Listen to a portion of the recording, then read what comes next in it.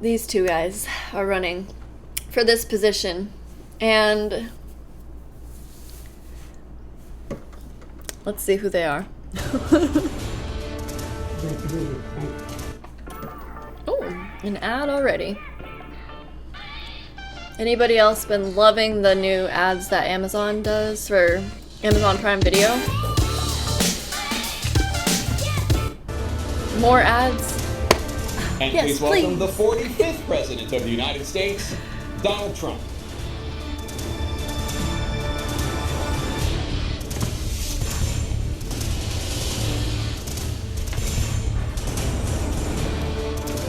Gentlemen, thanks so much for being here. Let's begin the debate, and let's start with the issue that voters consistently say is their top concern, the economy. President Biden, inflation has slowed, but prices remain high. Since you took office, the price of essentials has increased. For example, a basket of groceries that cost $100 then now costs more than $120. And typical home prices have jumped more than 30%. What do you say to voters who feel they are worse off under your presidency than they were under President Trump? We got to take a look at what I was left when I became president, what Mr. Trump left me. We had an economy that was in free fall. The pandemic was so badly handled. Many people were dying. All he said was, it's not that serious. Just inject a little bleach in your arm. You'll be all right. The economy collapsed. There were no jobs. Unemployment rate rose to 15%. It was terrible. And so what we had to do was try to put things back together again. And that's exactly what we began to do. We created 15,000 new jobs. We brought out a position where we have 800,000 new manufacturing jobs. But there's more to be done. There's more to be done. Working class people are still in trouble. I come from Scranton, Pennsylvania. I come from a household where the kitchen tables, the things weren't able to be met during the month. It was a problem. Price of eggs, the price of gas, the price of housing, the price of a whole range of things. That's why I'm working so hard to make sure I deal with those problems. And we're going to make sure that we reduce the price of housing. We're going to make sure we build 2 million new units. We're going to make sure we cap rents so corporate greed can't take over. The combination of what was left with in corporate greed is the reason why we're in this problem right now. In addition to that, we're in a situation where if you take a look at all that was done in his administration, he didn't do much at all. By the time he left, things were in chaos, literally chaos. And so we put things back together. We created, I said, those jobs. We make sure we had a situation where we brought down the price of prescription drugs, which is a major issue for many people, to $15 for an insulin shot as opposed to $400. No senior has to pay more than $200 for any drug, all the drugs they can include beginning next year. And the situation is and we're going to make that available to everybody, to all Americans. So we're working to bring down the price around the kitchen table, and that's what we're going to get done. Thank you. President Trump? We have the greatest economy. Oh my God. Okay. My question is,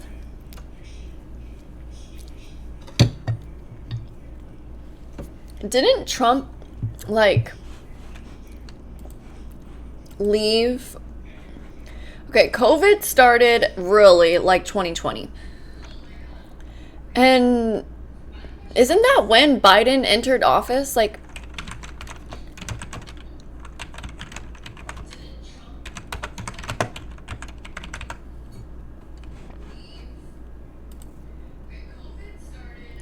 Biden was sworn in 2021. Wait, he won in 2020. Dang, that's wild. Shit. Okay. Well. Anyways. Let me just process what just happened here.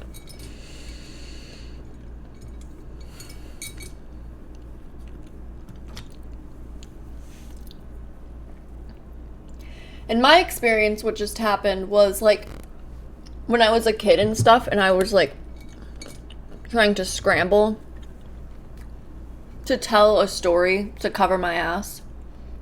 That's what the vibe felt like. Especially because there was no owning up to the fact that things actually have exponentially gotten so much more expensive since he's been in office.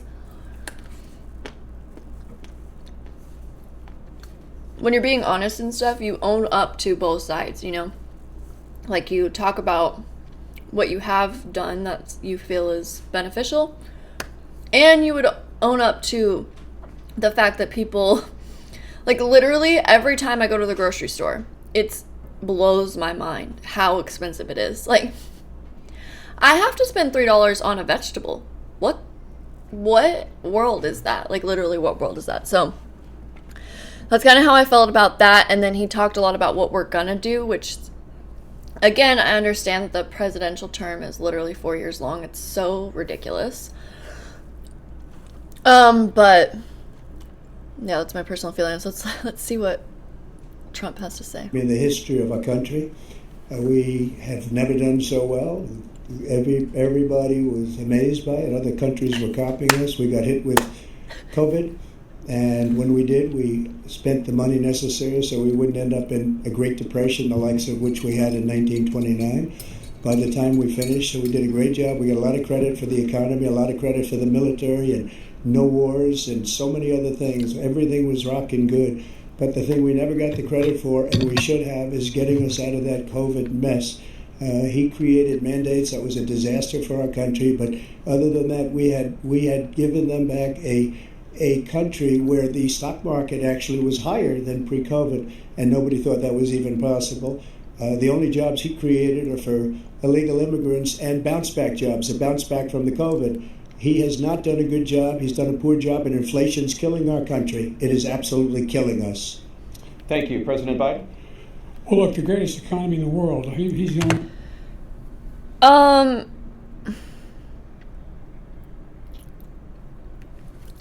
I honestly don't know enough about where our economy's been in the past and where it was at specifically during Trump's time in office versus now. My experience is more of a personal experience of just, I'm 25 years old, coming into the larger social sphere and beginning to notice what's going on in society, in our government, within these last, like, really 5 to 6 years. So I don't have much to really be able to say on what they're saying, like, by fact checking it, whether it was the best economy or not. But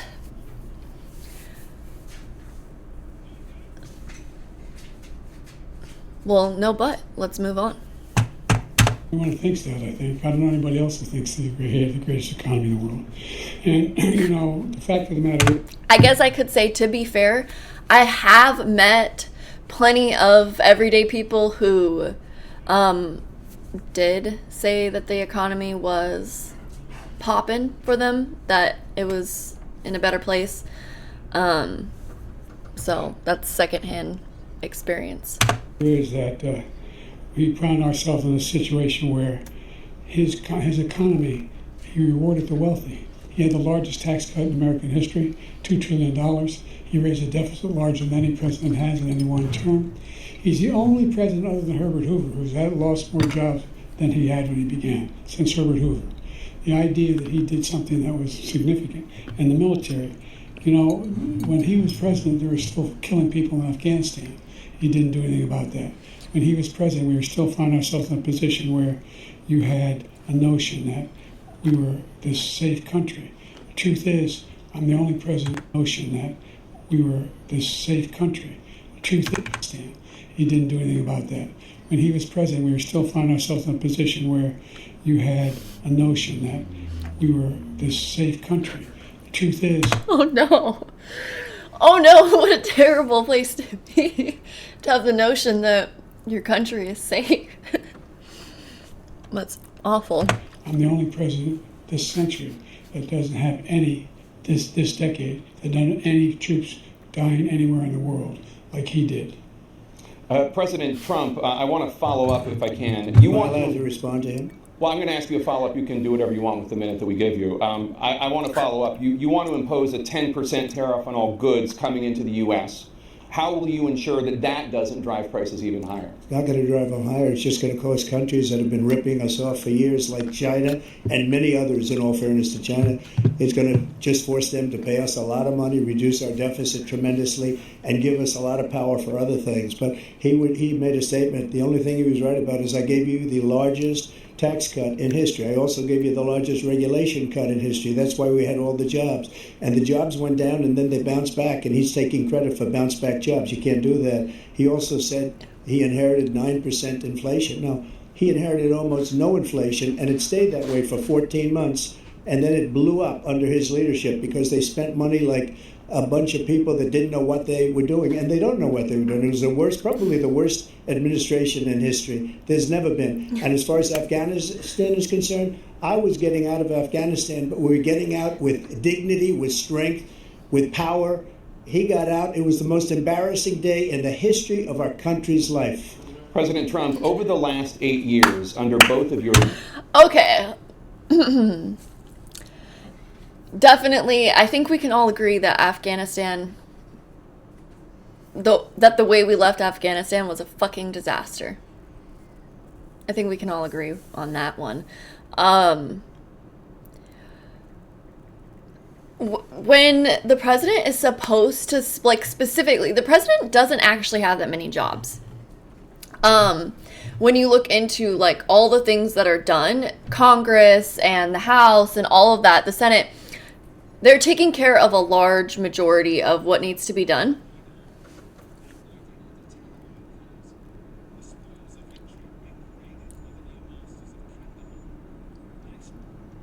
That's crazy.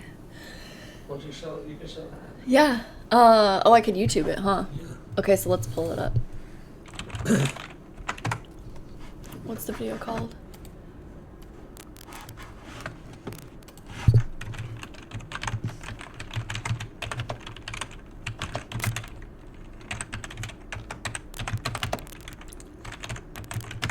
That's it. This keyboard is so... Here. Mm-hmm.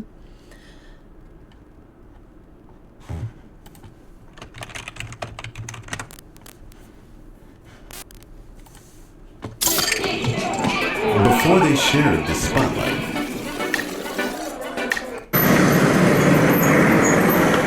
courtesy of Uncle Sam, American supplied armor, now riding under Taliban colors. The spoils of victory being paraded by the new masters Just of another Uncle Kandahar. Sam. An extraordinary sight in the city where their movement began and where they could now bask in triumph. Their ragtag desert army now mechanized, even with the odd helicopter. Propaganda gold for jihadists the world over. But they're not just playing with new toys. In Kabul, there are reports the Taliban is securing its grip, carrying out atrocities. We spoke to one Afghan in hiding because he'd worked as a translator. Anonymously, he relayed reports of Taliban squads moving through the city, hunting down anyone who worked with their enemies. They just killed 10 people in one street. So they killed people anonymously and they just killed them during the night. 10 people were killed in the night. Yeah, 10 people were killed in the night. They were all working in the Afghan government. In Bagram Air Base jail, former inmates revisit the site of their incarceration. So, that's what was done with the way that we handled ourselves when we left Afghanistan. It's yeah, as you guys know, it's just mind-blowing. And as I was saying, like, someone that's supposed to, again, they don't have much responsibility, except for one of their responsibilities is to be our commander-in-chief. You need to have military strategy. You're the leader of a country. You have to know how to defend, serve, and protect your country. And this motherfucker pulled us out and left behind all our shit. And like, when you war with a people, it's not even just leaving behind your weapons. It's like, where and like, how are you leaving the people? Because violence a lot of times is birthed out of some sort of desperate situation. So if you leave people in desperation, when you have been warring with them, killing them, and everything that comes with war, then you leave opportunity for the violence to fester in such a huge way. So it's not even just that we just left all our weapons, which is literally humongous. Yeah, it's absolutely insanity. So as you can see, this is what they did with their weapons that we gifted them under Biden's rule. That alone, in my opinion, is just you should be fired from your job. But administrations, the national debt soared to record highs. And according to a new nonpartisan analysis, President Trump, your administration approved $8.4 trillion in new debt, while so far, President Biden, you've approved $4.3 trillion in new debt. So, former President Trump, many of the tax cuts that you signed into law are set to expire next year. You want to extend them and go even further, you say. With the U.S. facing trillion-dollar deficits and record debt, why should top earners and corporations pay even less in taxes than they do now? Oh, I want to say, too, that I feel that it sounds like a decent idea to charge people more if they want to import to our country. Just a little bit more. That sounds reasonable, and it definitely doesn't have to be what they were trying to project, which is that it would increase our prices. It literally like gives more buffer room so that we don't have to pay more if someone else is paying more, you know? So sounded decent to me. And anyone that's watching this stream, share your understandings as well. Tax cuts spurred the greatest economy that we've ever seen just prior to COVID. And even after COVID, it was so strong that we were able to get through COVID much better than just about any other country. But that tax spurred. Now, when we cut the taxes, as an example, the corporate tax was cut down to 21% from 39%, plus beyond that. We took in more revenue with much less tax, and companies were bringing back trillions of dollars back into our country. The country was going like never before, and we were ready to start paying down debt. We were ready to start using the liquid gold right under our feet, the oil and gas right under our feet. We were going to have something that nobody else has had. We got hit with COVID. We did a lot to fix it. I gave him an unbelievable situation with all of the therapeutics and all of the things that we came up with. We gave him something great. Remember, more people died under his administration, even though we had largely fixed it. More people died under his administration than our administration, and we were right in the middle of it, something which a lot of people don't like to talk about. But he had far more people dying in his administration. He did the mandate, which is a disaster, mandating it. When the vaccine went out, he did a mandate on the vaccine, which is the thing that people most objected to about the vaccine. And he did a very poor job, just a very poor job. And I will tell you, not only poor there, but throughout the entire world, we're no longer respected as a country. They don't respect our leadership. They don't respect the United States anymore. We're like a third world nation between weaponization of his election, trying to go after his political opponent, all of the things he's done. We've become like a third world nation, and it's a shame. The damage he's done to our country. And I'd love to ask him, and will, why he allowed millions of people to come in here from prisons, jails, and mental institutions to come into our country and destroy our country. President Trump, we will get to immigration later in this block. President Biden, I want to give you an opportunity to respond to this question about the national debt. He had the largest national debt of any president in a 4-year period, number one. Number two, he got $2 trillion tax cut. Okay. One thing that I'm thinking is that, okay, so under Trump, we had the largest national debt, is what they're saying, right? I just feel that as a businessman, sometimes you spend money to make money. That's the kind of vibe that I feel like Trump has, as the businessman that he is. Rich people know that debt is something to be played with. So that's kind of what I'm thinking about that. Benefited the very wealthy. what I'm going to do is fix the tax system. For example, we have 1,000 trillionaires in America. I mean, billionaires in America. And what's happening? They're in a situation where they, in fact, pay 8.2% in taxes. If they just paid 24%, 25%, either one of those numbers, they'd raise $500 million, billion dollars, I should say, in a 10-year period. We'd be able to wipe out his debt. We'd be able to help make sure that all those things we need to do, child care. And I guess the thing that I personally feel about taxes is, and the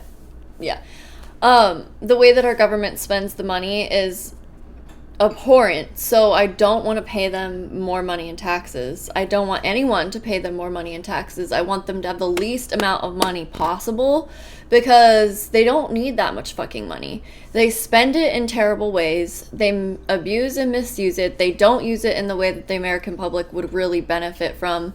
So I don't think they deserve to have our money. I think that we would make businesses, companies, systems, nonprofits, organizations, grassroots groups, etc., that would benefit and support and sustain our country and relationships abroad in way more honorable and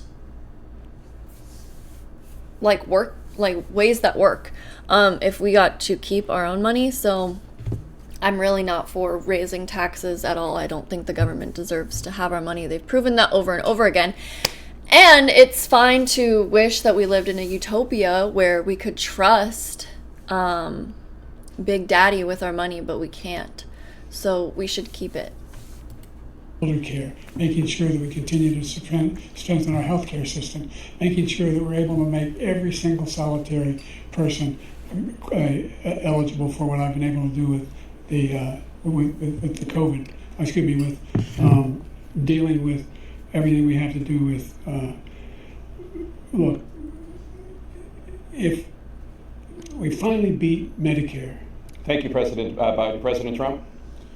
Well, he's right. He did beat Medicare. He beat it to death, and he's destroying Medicare because all of these people. And I guess this is the time to speak of this man. His cognition is gone. We all know that. We can see it. It's like our grandpa who started to lose his mind, and it's fucking tragic and sad that they're letting him and forcing him, probably is more like it, who knows, to be a part of this. Like, it's like the guy should be able to go and like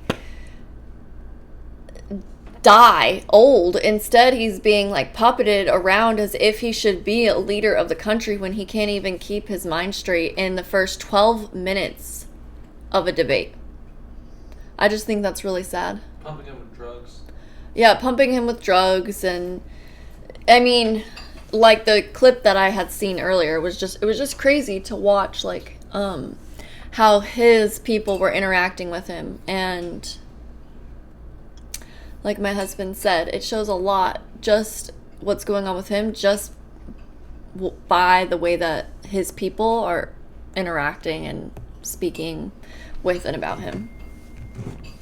So I just feel this is sad. Genuinely, it makes me sad to watch this, sad to watch someone's brain that is clearly deteriorating have to do this act. Coming in, they're putting them on Medicare, they're putting them on Social Security. They're going to destroy Social Security. This man is going to single-handedly destroy Social Security. These millions and millions of people coming in, they're trying to put them on Social Security. He will wipe out Social Security. He will wipe out Medicare. So he was right in the way he finished that sentence. And it's a shame. What's happened to our country in the last 4 years is not to be believed. Foreign countries, I'm friends with a lot of people, they cannot believe what happened to the United States of America. We're no longer respected. They don't like us. We give them everything they want, and they think we're stupid. They think we're very stupid people. What we're doing for other countries, and they do nothing for us. What this man has done is absolutely criminal. Thank you, President Trump. Tana? This is the first presidential election since the Supreme Court overturned Roe v. Wade. This morning, the court ruled on yet another abortion case, temporarily allowing emergency abortions to continue in Idaho. despite that state's restrictive ban. Former President Trump, you take credit for the decision to overturn Roe v. Wade, which returned the issue of abortion to the states. Correct. However, the federal government still plays a role in whether or not women have access to abortion pills. They're used in about 2/3 of all abortions. As president, would you block abortion medication? First of all, the Supreme Court just approved the abortion pill, and I agree with their decision to have done that, and I will not block it. And if you look at this whole question that you're asking, complex but not really complex. 51 years ago, you had Roe v. Wade, and everybody wanted to get it back to the states. Everybody, without exception. Democrats, Republicans, liberals, conservatives, everybody wanted it back. Religious leaders. And what I did is I put 3 great Supreme Court justices on the court, and they happened to vote in favor of killing Roe v. Wade and moving it back to the states. This is something that everybody wanted. Now, 10 years ago or so, they started talking about how many weeks and how many this, getting into other things. But every legal scholar throughout the world, the most respected, wanted it brought back to the states. I did that. Now the states are working it out. If you look at Ohio, it was a decision that an end result that was a little bit more liberal than you would have thought. Kansas, I would say the same thing. Texas is different. Florida is different. But they're all making their own decisions right now. And right now, the states control it. That's the vote of the people. Like Ronald Reagan, I believe in the exceptions. I am a person that believes. And frankly, I think it's important to believe in the exceptions. Some people, you have to follow your heart. Some people don't believe in that. But I believe in the exceptions for rape, incest, and the life of the mother. I think it's very important. Some people don't. Follow your heart. But you have to get elected also. And because that has to do with other things. You got to get elected. The problem they have is they're radical because they will take the life of a child in the 8th month, the 9th month, and even after birth. After birth, if you look at the former governor of Virginia, he was willing to do this. He said, we'll put the baby aside and we'll determine what we do with the baby, meaning we'll kill the baby. What happened is we brought it back to the states, and the country is now coming together on this issue. It's been a great thing. Thank you. President Biden? It's been a terrible thing. Okay.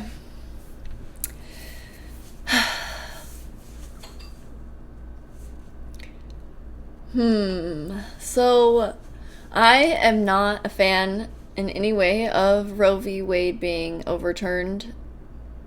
I think it should have been left alone. I think it's sad that people don't understand why a mother in nature might have to kill her beginning to be created child. It's a part of nature, and we acknowledge like the need for, and I say the need, but we acknowledge like the need for war. We acknowledge the need for defending your family if another family attacks, these types of things. But we, for some reason, I mean, it's actually really deep, in my opinion, how deep it goes, but we do not recognize the need for the mother to protect and defend her own life. And that can sound extreme because people are like, oh, like a child's a blessing, but that's your opinion and that's not a fundamental truth. Everything is up for your interpretation, whether you see it as a blessing or a curse. And specifically when you have a child, they're going to take so much from you. Specifically, the mother her literal body is going to be used to grow a child for almost a year. And then her body is again going to be used to grow that child for up to 2 to 3 more years after that. So around 4 years of her body need to be able to sustain another life's body as well as her own. Like, do you not recognize how intense that is? There's so many things that play into the support, even beyond just your like literal physical. Do you have enough food? Do you have shelter? Do you have water to sustain this child? But also the question of, do you have any family, or are you going to be raising this child alone? Do you have any support? Is there a father?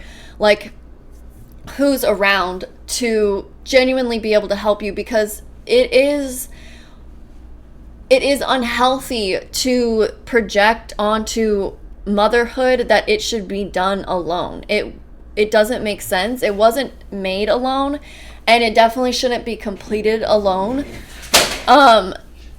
And so in whichever way, if there's no support in that way, then all of these things are going to play a factor. And for the people that are like, well, you should not have sex, or yeah, you should abstain from having sex, then it's like your fault because you had sex and you knew the responsibility you were taking on when you had sex. Again, that's just not realistic. Like, we are, again, animals. We are not only these human beings who are able to see and create beyond our most basic needs, but we also are the creatures that have basic needs. And so having sex is a part of our life. And to even have to say that is so silly. It's so silly. And to even have to pretend like, oh yeah, women are just gonna give up having sex because they might make a child.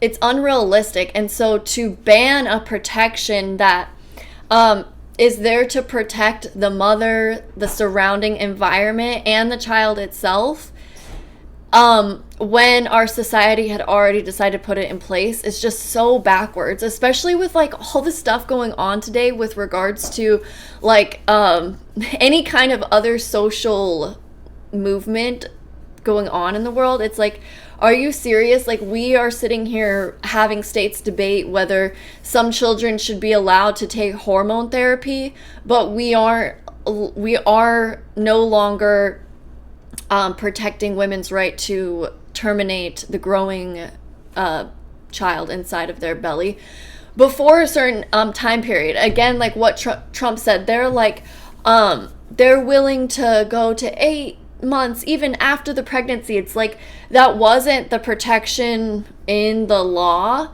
That's not the case at all. There has been a scientific, doctoral made decision on when they feel that it is no longer appropriate to terminate that life, and it made sense. Like, it was simple and it was done. And it's just crazy to me that we're complicating it. But wow, I guess it just goes to show how deeply entrenched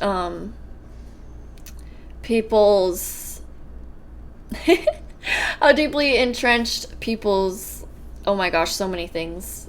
Religious fear, belief systems, hatred of the feminine or resistance to the feminine, all these things, like, to not understand too that, like, why is the government even in general involved in like a woman's right to their body? It's just like really sticky situation when you're talking about your own autonomous body and what you can and can't do with it, and the government's going to rule that.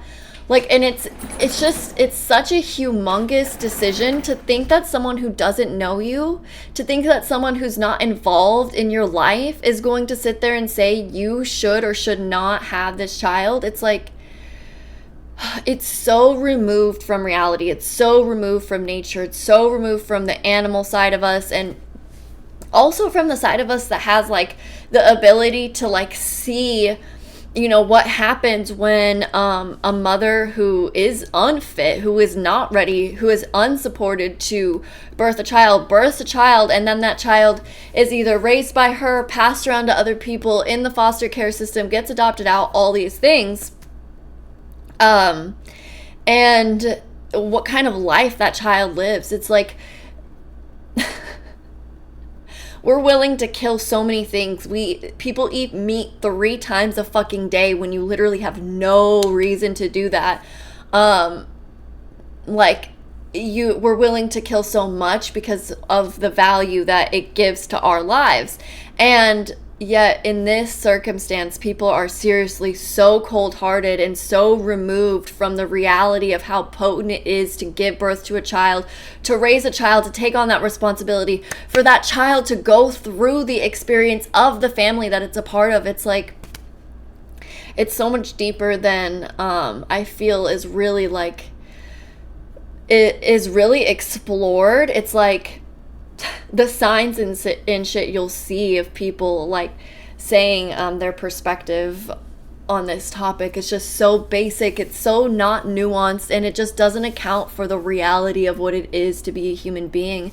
The reality of reproduction is not one of pure like, and this is like, I don't even know, like just some made up bullshit. It's like, no, our sexuality is so much, it is a fundamental to this reality, and to act as if it's something that is not for us to take responsibility for in all ways, like to to ban abortion, or to yes, oh my god, it's so crazy, like people not giving exceptions to rape and incest. It's like, I don't know what you say to those people.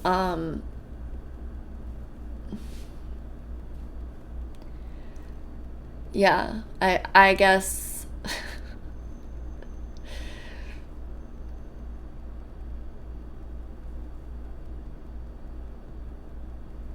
belief systems are a funky, fucky thing.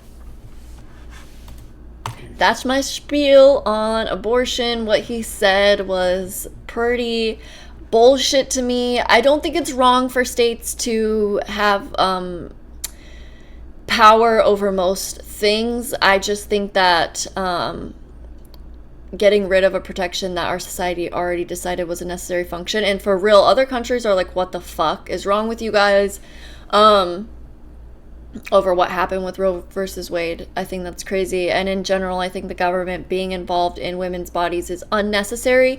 I want to see the government get involved in social programs that support the human health and well-being, so that women feel capable to do what their body's natural function is, which is to birth children and be a mother. I want to see our government investing in those kinds of programs, in mental health programs, in true physical health programs, spiritual wellness, all these things. Like, let's see money put into that. Let's see systems and support and structures around that.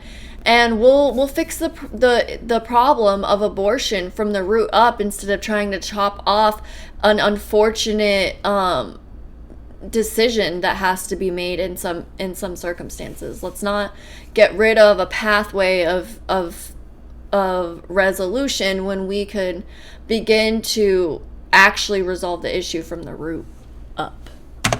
What you've done. The fact is that the vast majority of constitutional scholars supported Roe when it was decided. Supported Roe. And that's this idea that they were all against it is just ridiculous. And this is the guy who says the state should be able to have it. We're in a state where in 6 weeks, you don't even know whether you're pregnant or not, but you cannot see a doctor and have him decide on what your circumstances are, whether you need help. The idea that states are able to do this is a little like saying we're going to turn civil rights back to the states. Let each state have a different rule. Look, there's so many young women who have been, including a young woman. I would agree with that. I think it's a civil right for a woman to be able to make decisions about her own body.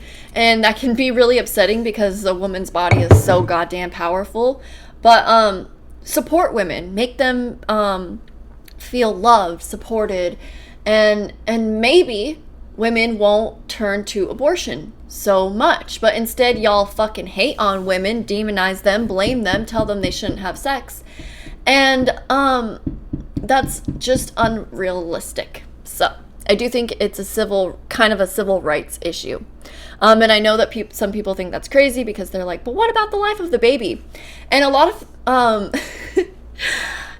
lot of people who say that are religious, do believe in God, and I'm just confused why you guys make God so unpowerful inside yourself, when it's like, okay, so this woman can't carry this child, but what, you think God can't put that spirit into another woman who can carry that child? Like, you're really saying that she has all that power and that God's fucked and you just destroyed his life? Like, that doesn't make sense to me. It doesn't fit.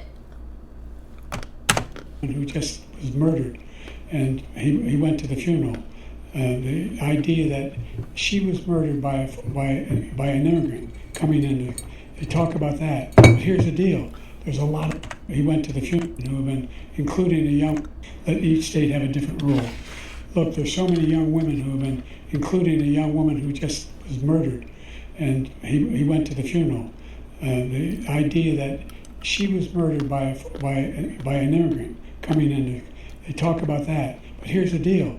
There's a lot of young women being raped by their in-laws, by their spouses, brothers and sisters, it's just ridiculous, and they can do nothing about it. And they try to arrest them when they cross state lines. Thank you. There have been many young women. When they say thank you, are they cutting him off, or was it his time? Because I feel like he wasn't talking for that long, and they just cut him off when he's starting to be really confused and like not making sense. But maybe he spoke for the amount of time. He was just not able to get out enough words where I could register that it was that much time passing. I'm not sure. But what he just said there was kind of really rambly and Murdered by the same people he allows to come across our border. We have a border that's the most dangerous place anywhere in the world, considered the most dangerous place anywhere in the world. And he opened it up, and these killers are coming into our country, and they are raping and killing women.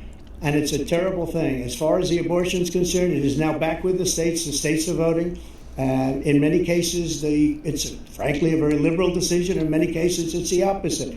But they're voting, and it's bringing it back to the vote of the people, which is what everybody wanted, including the founders, if they knew about this issue, which frankly they didn't. But they would have had, everybody wanted. And the reason they didn't is because this has never been a fucking issue before. Women have always known how to terminate a pregnancy when necessary. If we lived outside of civilization, women would be doing this. And we're doing this because it's necessary for survival. One second.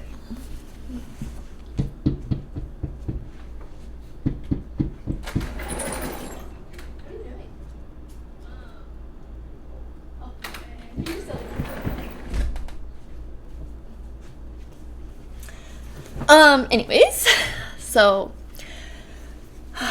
yes, when we did not live in these wonderful societies, it was most definitely necessary for women to be able to know how their body works and to terminate a pregnancy when, let's say, a famine hits, or when it's a really rough winter, or when, your husband dies, or something along these lines, right? So it's always been a part of our nature. And it's really not complicated. And I want women to know, too, that you don't need a doctor to terminate your own pregnancy, and you don't have to coat hanger yourself to do it either. There are resources out there, and you know what? If you want to know about them, follow me on Instagram. Seriously. You can also just Google it, try to find it. I don't know if it's okay to share on this stream right now, so I'm not going to, but follow me on Instagram, Unbound Ethereal Earthling. I've definitely talked about it, and I think it's probably under my women's health highlight.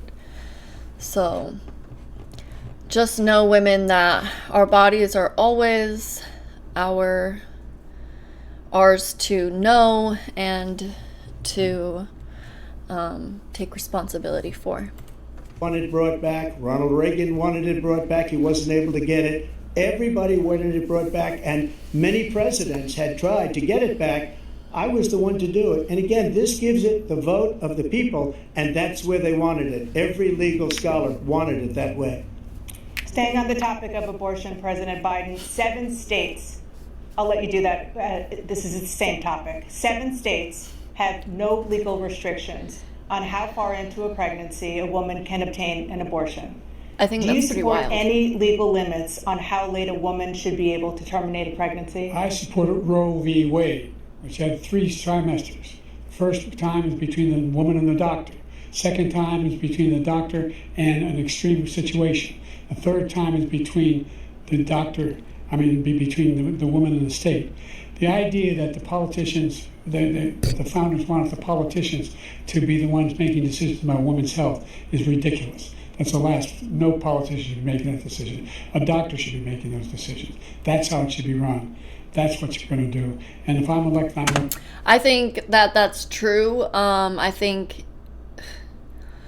that if there's going to be anyone besides the woman making the decision, which again, it's always in your hands, it should be a team of medical professionals, not just a doctor for gynecology, but mental health professional, social worker, etc. It should be a communal understanding, if anything. So definitely agree with him on this. He says he's going to get it overturned. I'm not certain about that because he hasn't done it within his time. So going to restore Roe v. Wade. So that means he can take the life of the baby in the 9th month and even after birth, because some states, Democrat run, take it after birth. Again, the former governor of Virginia. I don't think that's what it means.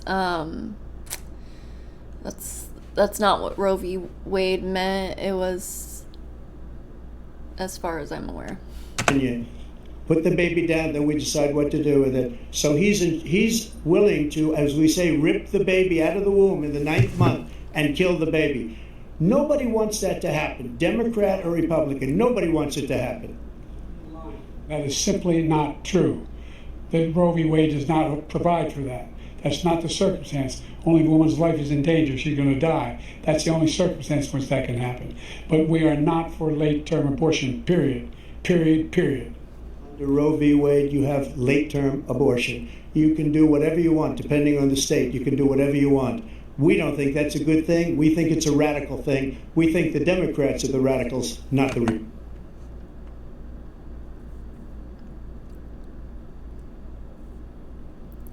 Until viability, which is usually between 24 and 28 weeks after conception.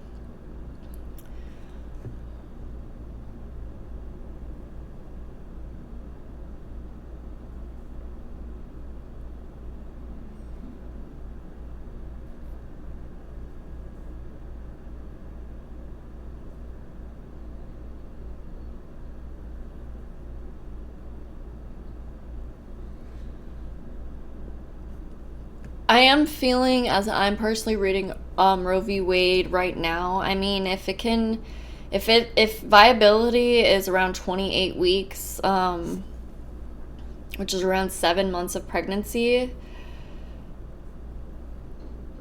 that's only about 3 months left of the baby, even less in our culture because of the way the system makes women give birth too early. But I feel that's a little late, because I'm just thinking as a woman, like 7 months is a long time. I think 2 months is an approximate of how the average woman could know for certain without having like crazy watchdog syndrome on her period, whether she's pregnant or not. About 2 months, and then if you gave about a third month to go through that whole decision-making process, I could see like about a 3-month necessary time period, 3 to 4 month necessary time period for the woman's experience. 4 months is a pretty big range to me even still. So to have the ability to terminate the baby at about 7 months is intense to me. I would suggest a shorter time period if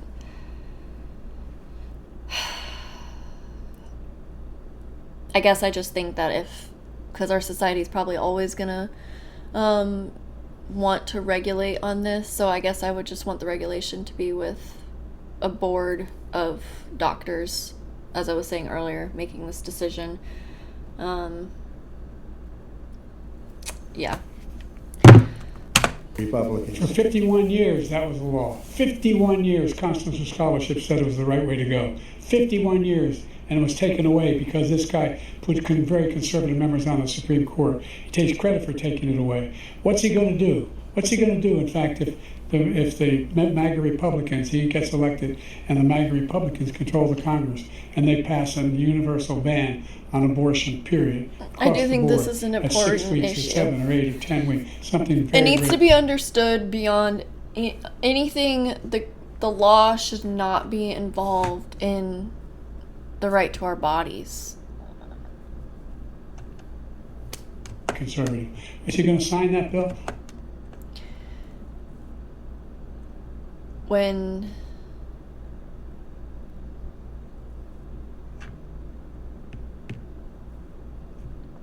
I'm just thinking, like,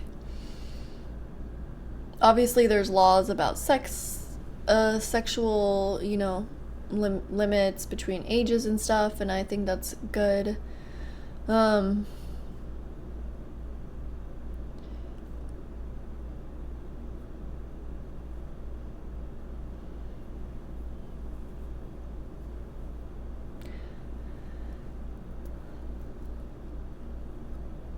I'm gonna stick to, for now, my opinion of a team of doctors, social workers, mental health professionals,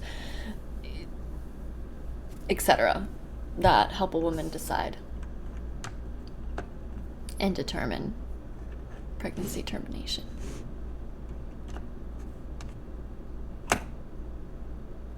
Should be the societal law, even though I personally think to each woman's own decision. I'll veto it. He'll sign it. Thank you. Let's turn now to the issue of immigration and border Just me over here determining what I think would be good. security. President Biden, a Join me in the number journey. of migrants have illegally crossed the southern border on your watch. Overwhelming border states and overburdening cities such as New York and Chicago, and in some cases causing real safety and security concerns. Given that, why should voters trust you to solve this crisis? Because we worked very hard to get a bipartisan agreement that not only changed all of that, it made sure that we are in a situation where you had no circumstance where they could come across the border with the number of border police there are now. We significantly increased the number of asylum officers. Significantly, by the way, the Border Patrol endorsed my position. In addition to that, we found ourselves in a situation where when he was president, he was separating babies from their mothers, putting them in cages, making sure the families were separated. That's not the right way to go. What I've done since I've changed the law, what's happened? I've changed it in a way that now you're in a situation where there are 40% fewer people coming across the border illegally. That's better than when he left office. And I'm going to continue to move until we get the total ban on the total initiative relative to what we're going to do with more Border Patrol and more asylum officers. President Trump? I really don't know what he said at the end of that sentence. I don't think he knows what he said either. Look, we had the safest border in the history of our country. The border, all he had to do was leave it. He decided to open up our border, open up our country to people that are from prisons, people that are from mental institutions, insane asylum, terrorists. We have the largest number of terrorists coming into our country right now, all terrorists, all over the world, not just in South America, all over the world. They come from the Middle East, everywhere. All over the world they're pouring in. And this guy just left it open. And he didn't need legislation, because I didn't have legislation. I said, close the border. We had the safest border in history. In that final couple of months of my presidency, we had, according to Border Patrol, who is great, and by the way, who endorsed me for president, but I won't say that, but they endorsed me for president. Brandon, just speak to him. But look, we had the safest border in history. Now we have the worst border in history. There's never been anything like it. And people are dying all over the place, including the people that are coming up in Thank you, President Trump. President Biden? The only terrorist who's done anything across the border is one who came along and killed three, and his administration killed an Al-Qaeda person come in, and his administration killed three American soldiers. That's the only terrorist that's there. I'm not saying that no terrorist ever got through, but the idea they're emptying their prisons, we're welcoming these people, that's simply not true. There is no data to support what he said. Once again, he's exaggerating, he's lying. President Trump, staying on the topic of immigration, you've said that you're going to carry out, quote, the largest domestic deportation operation in American history. Yeah, experientially, not just my own, but people around. And also just watching on the internet what's going on with our immigration, with our border. I live in Arizona state on the border. It's terrible. It's literally taking over our country right now. Like they said, not just from South America. Illegal immigration, and some states are even prioritizing illegal immigrants over our own disenfranchised population. It's insane. Unquote. Does that mean that you will deport every undocumented immigrant in America, including those who have jobs, including those whose spouses are citizens, and including those who have lived here for decades? And if so, how will you do it? Just 1 second. He said we killed 3 people. The people we killed are al-Baghdadi and Soleimani, the 2 greatest terrorists, biggest terrorists anywhere in the world. And it had a huge impact on everything, not just border, on everything. He's the one that killed people with the bad water, including hundreds of thousands of people dying, and also killing our citizens when they come in. We are living right now in a rat's nest. They're killing our people in New York, in California, in every state in the union, because we don't have borders anymore. Every state is now a border. And because of his ridiculous, insane... This isn't making that much sense right now, either. I think it's less because of cognition and more because of some sort of anger being lit under his booty right now, but it's not making as much sense. And very stupid policies. People are coming in and they're killing our citizens at a level that we've never seen. We call it migrant crime. I call it Biden migrant crime. They're killing our citizens at a level that we've never seen before. And you're reading it Ayo, like these 3 incredible young girls over the last few days. One of them, I just spoke to the mother, and they just had the funeral for this girl, 12 years old. This is horrible what's taken place. What's taken place in our country, we're literally an uncivilized country now. He doesn't want it to be. He just doesn't know. He opened the borders. Nobody's ever seen anything like. And we have to get a lot of these people out, and we have to get them out. He's not really answering the question the guy asked him at all right now. I personally don't feel that you should focus on deporting people who have been here for a long time, who have family that are citizens here, who have been working and holding a job for a while. I don't think that should be the focus. I think they should focus on stopping the ability for people to get into our country illegally. It should be really fucking simple. We have so many weapons. Why are people able to cross our border? It makes no sense. It's very, very shameful as a country. You shouldn't be able to have foreign invaders. Regardless of their intention, that's what's going on. We have foreign invaders. Our country is not protecting us from foreign invaders. So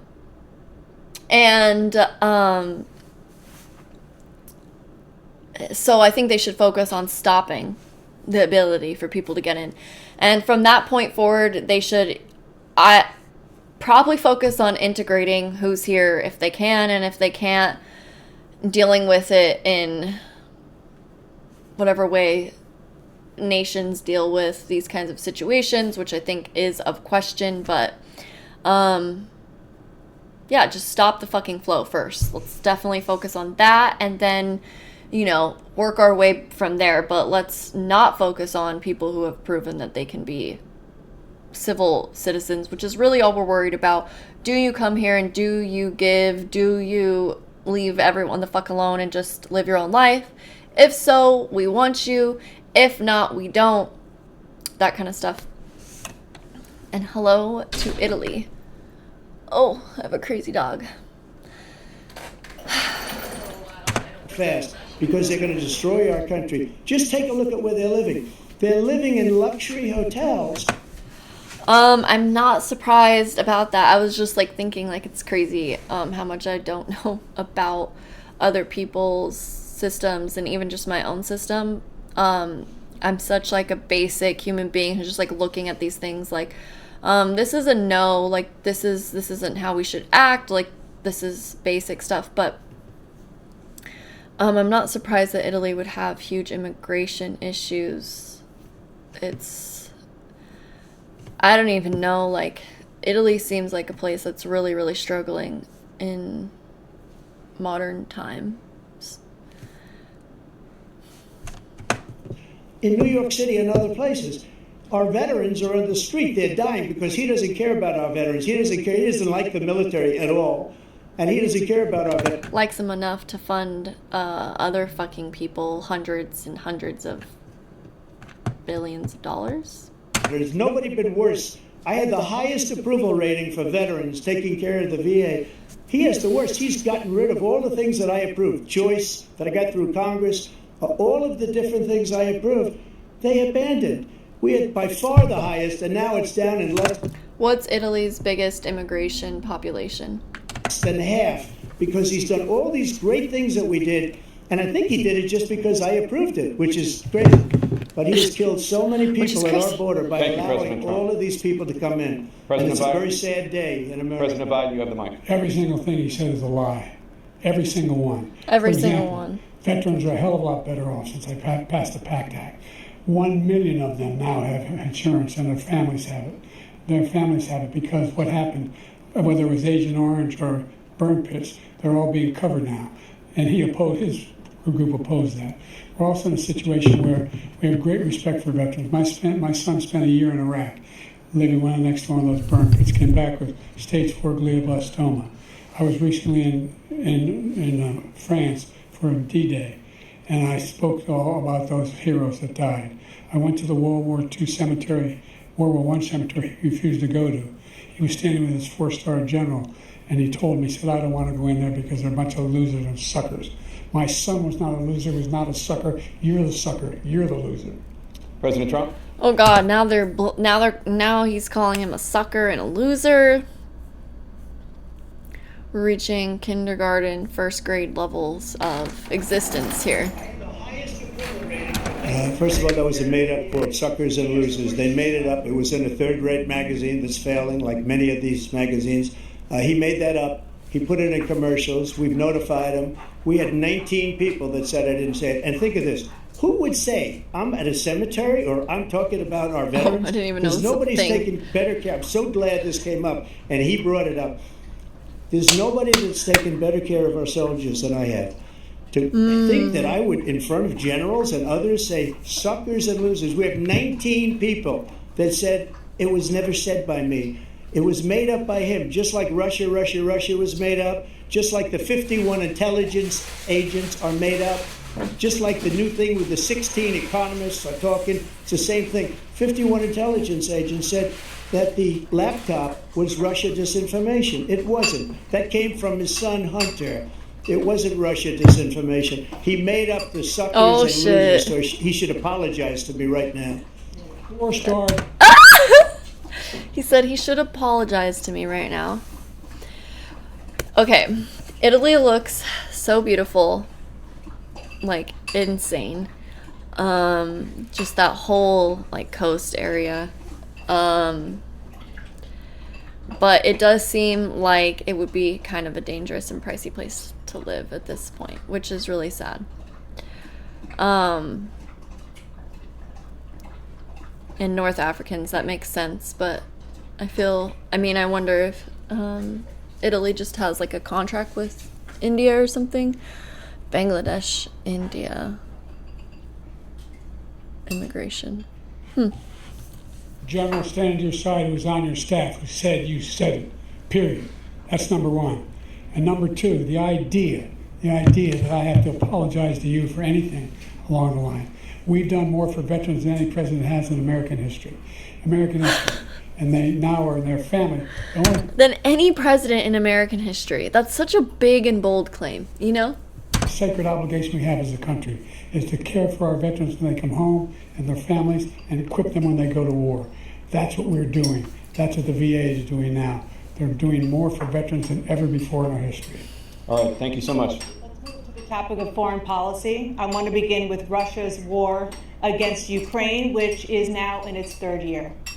former President Trump, Russian President Vladimir Putin says he'll only end this war if Russia keeps the Ukrainian territory it has already claimed and Ukraine abandons its bid to join NATO. Are Putin's terms acceptable to you? First of all, our veterans and our soldiers can't stand this guy. They can't stand him. They think he's the worst. I think it's so disrespectful that Trump's wasting his time responding to this important question, talking about this fucking bullshit. Commander-in-chief, if that's what you call him, that we've ever had. They can't stand him. So let's get that straight. And they like me more than just about any of them. And that's based on every single bit of information. As far as Russia and Ukraine, if we had a real president, a president that knew, that was respected by Putin, he would have never invaded Ukraine. A lot of people are dead right now, much more than people know. You know, they talk about numbers. You can double those numbers, maybe triple those numbers. He did nothing to stop it. In fact, I think he encouraged Russia from going in. I'll tell you what happened. He was so bad with Afghanistan. It was such a horrible embarrassment, most embarrassing moment in the history of our country, that when Putin watched that and he saw the incompetence, that he should have fired those generals, like I fired the one that you mentioned, and so he's got no love lost, but he should have fired those generals. No general got fired for the most embarrassing moment in the history of our country, Afghanistan, where we left billions of dollars of equipment behind. We lost 13 beautiful soldiers, and 38 soldiers were obliterated. And by the way, we left people behind too. We left American citizens behind. When Putin saw that, he said, you know what? I think we're going to go in and maybe take this was his dream. I talked to him about it, his dream. The difference is he never would have invaded Ukraine. Never. Just like Israel would have never been invaded in a million years by Hamas. You know why? Because Iran was broke with me. I wouldn't let anybody do business with them. They ran out of money. They were broke. They had no money for Hamas. They had no money for anything. No money for terror. That's why you had no terror at all during my administration. This place, the whole world is blowing up under him. Is it possible that 3 companies control the entire globe? Well, BlackRock, Vanguard, and State Street are... President Biden? Okay, he didn't answer the question. He basically postured that if he, a strong man, was president, then these other people wouldn't have dared to try to take over. I'm not saying that's not true. I do think that how you handle yourself as a country shows how other people should treat you. However, it's a ridiculous way to go about answering the question. He didn't answer the question. I don't have respect for that personally. It's a very important question that needs to be answered as straightforwardly as possible, in my opinion. I can see it being volatile to say directly what we will do.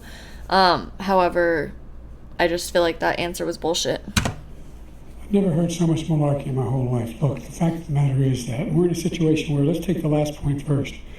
Iran attacked American troops, caused brain damage for a number of these troops, and he did nothing about it. Recently, not when he was president. They attacked. He said they're just having headaches. That's all it is. He didn't do a thing when the attack took place, number one. Number two, we got over 100,000 Americans and others out of Afghanistan during that airlift. Number three, we found ourselves in a situation where, if you take a look at what Trump did in Ukraine, this guy told Trump, do whatever you want, do whatever you want. And that's exactly what Trump did to Putin, encourage him, do whatever you want. And he went in. And listen to what he said when he went in. He was going to take Kyiv in 5 days, remember? Because it's part of the old Soviet Union. That's what he wanted to reestablish, Kyiv. And he, in fact, didn't do it at all. He wasn't able to get it done. And they've lost thousands and thousands of troops, 500,000 troops. President Trump, I never come back said to you that. for 1 minute. I just want to go back to my original question, which is, are Putin's terms acceptable to you? Keeping the territory in Ukraine? No, they're not acceptable. But look, this is a war that never should have started. If we had a leader in this war, he led everybody along. He's given $200 billion now or more to Ukraine. He's given $200 billion. That's a lot of money. I don't think there's ever been anything like it. Every time that Zelensky comes to this country, he walks away with $60 billion. He's the greatest salesman ever. And I'm not knocking him, I'm not knocking anything. I'm only saying the money that we're spending on this war. He's not saying anything. See, this is the kind of shit that just makes me so sad and sick about, like, the fact that these are our two options. I mean, it's just, it's kind of a joke to even think anymore that our president is really the person running our country. I know that's not even true, but it's like, we can't even have a representative better than these two guys. Like, what kind of, like, person, literally just human being, it responds to this question in this way? I mean, I guess he said the terms aren't acceptable, right?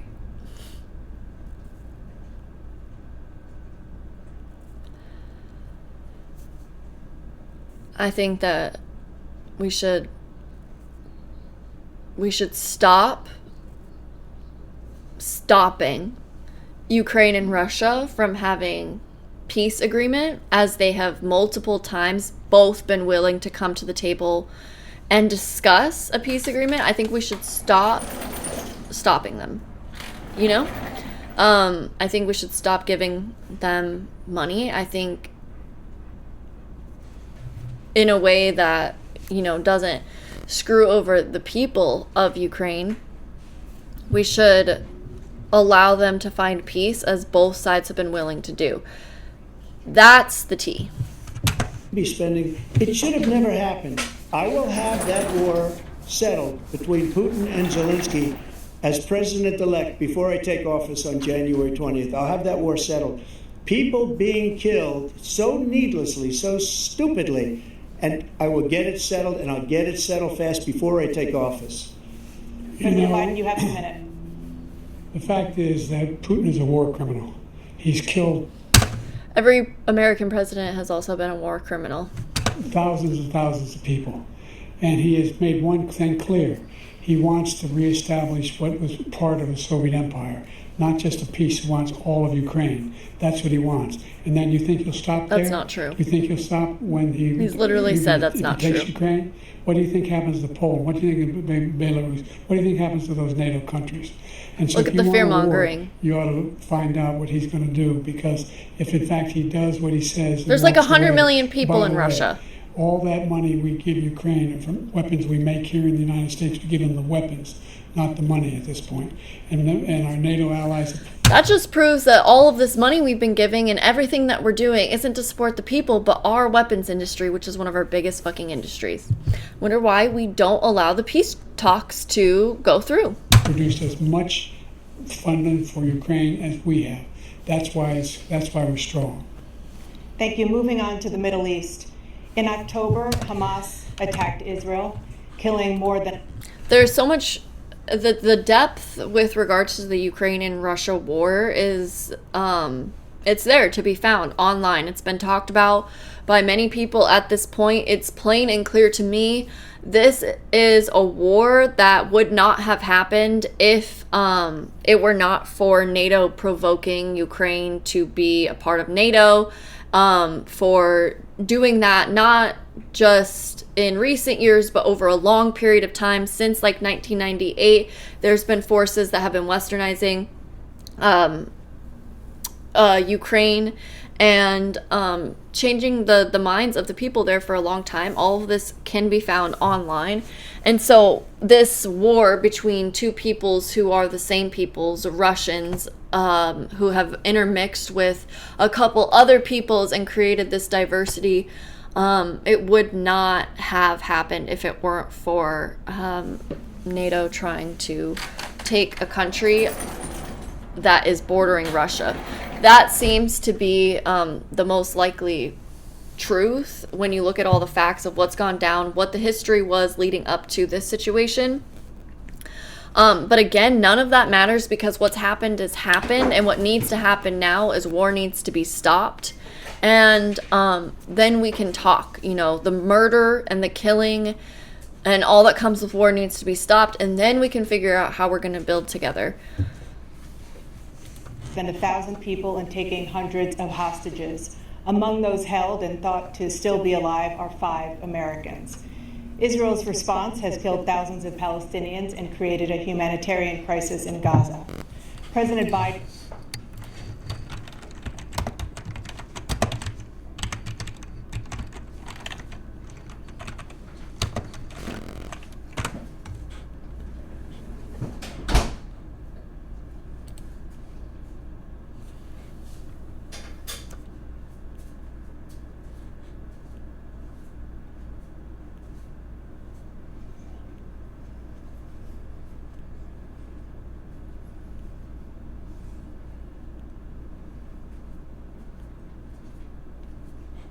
$1,200 people killed in the October 7th attack Hamas did upon Israel.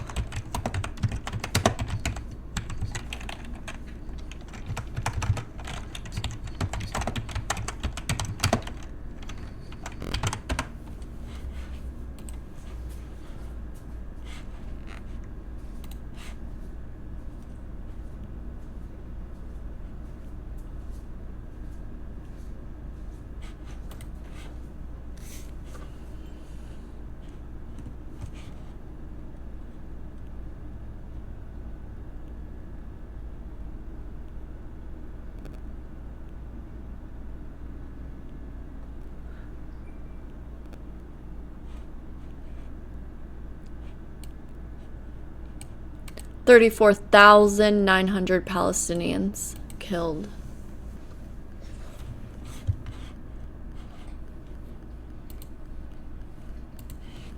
Biden, you've put forward a proposal to resolve this conflict, but so far Hamas has not released the remaining hostages, and Israel is continuing its military offensive in Gaza. So what additional leverage will you use to get Hamas and Israel to end the war? You have 2 minutes. Number one, everyone from the United Nations Security Council straight through to the G7 to the Israelis and Netanyahu himself have endorsed the plan I put forward. Which has 3 stages to it. The first stage is trade the hostages for a ceasefire. Second phase is a ceasefire with additional conditions. The third phase is the end of the war. The only one who wants the war to continue is Hamas, number one. They're the only ones standing out. We're still pushing hard to get them to accept. In the meantime, what's happened? In Israel, we're finding that the only thing I've denied Israel was 2,000-pound bombs. They don't work very well in populated areas. They kill a lot of innocent people. We're providing Israel with all the weapons they need and when they need them. And by the way, I'm the guy that organized the world against Iran when they had a full-blown intercontinental ballistic missile attack on Israel. No one was hurt. No one Israeli was accidentally killed, and it just stopped. We saved Israel. We are the biggest producer of support for Israel of anyone in the world. And so there are 2 different things. Hamas cannot be allowed to be continued. We continue to send our experts and our intelligence people as to how they can get Hamas like we did bin Laden. You don't have to do it. And by the way, they've been greatly weakened, Hamas, greatly weakened, and they should be. They should be eliminated. But you've got to be careful for using certain weapons among population centers. Just going back to Ukraine for 1 second. We have an ocean separating us. The European nations together have spent $100 billion, or maybe more than that, less than us. Why doesn't he call them and say, you got to put up your money like I did with NATO? I got them to put up hundreds of billions of dollars. The Secretary General of NATO said Trump did the most incredible job I've ever seen. They wouldn't have any, they were going out of business. We were spending almost 100% of the money was paid by us. He didn't do that. He's getting you got to ask these people to put up the money. We're over $100 billion more spent, and it has a bigger impact on them because of location, because we have an ocean in between. You got to ask them. As far as Israel and Hamas, Israel's the one that wants to go. He said the only one that wants to keep going is Hamas. Actually, Israel is the one, and you should let him go and let him finish the job. He doesn't want to do it. He's become like a Palestinian, but they don't like him because he's a very bad Palestinian. He's a weak one. President Biden. What kind of response was that? Seriously, like, what in the literal... What reality? What reality? This is the reality I'm in. I'm in a comedic reality, a jokester reality, really. One where I'm supposed to laugh my ass off and cry at the same time. 34,000 people to 1,000 people. There's no words to talk about that. Again, it's simple. The war needs to be stopped. People are not just going to war for no reason. These things are not happening for no reason. We can work together to find solutions. Seriously. 34,000 Palestinians have been lost. Their land is literally reduced to such a small piece of land, we don't even understand how small it is. It's ridiculous. You think these people really want to live like that? No, they don't. But when they feel that's the only option they have to have a better life is to continue to war, that's what they're going to do. Israel is backed by America. America is a war machine. If Israel feels it can't protect itself, it's the most ridiculous shit I've ever heard. It has the power to defend itself, and instead of focusing on greater defense, they're forcing people into civilians, into areas, and then bombing them. Maybe fucking Palestine really are protected by God. They had the whole world, that little tiny strip of land, whole world's against them, and they're just chilling. Maybe they're we not need to chilling. look into that. Like, they're still on the map, and they have the whole world. They got billions of dollars. Like, there's could buy their land. I don't know how many times over, probably with the amount of money they've done. Like the amount of money they've done. What do you mean? Yeah, like spent on war against Hamas. You're saying Israel spent a lot of money on war against Hamas? Everyone has. Right. NATO, U.S., everybody. Yeah. And you're saying, like, they're still alive? Yeah. Yeah, and you're saying, like, wow, that's... Probably protected by God. Sounds like they really are maybe they're the chosen people. I don't know if that's the thing that's going on. I don't know what their beef is, but the fact that they have the big old USA, against them and all that stuff. And, I've seen those people. Those aren't Vietnamese. They don't have a jungle. No, they have nothing. Yeah, you know what I'm saying? Like, so, I don't know what to say about it.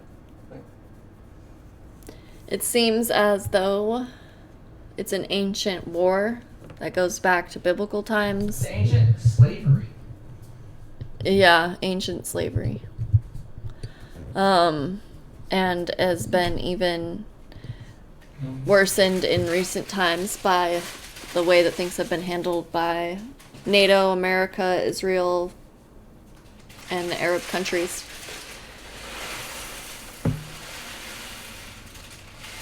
And I feel that Israel has the right to defend itself, to respond to an attack on its people, to respond to the 1,200 people that were killed.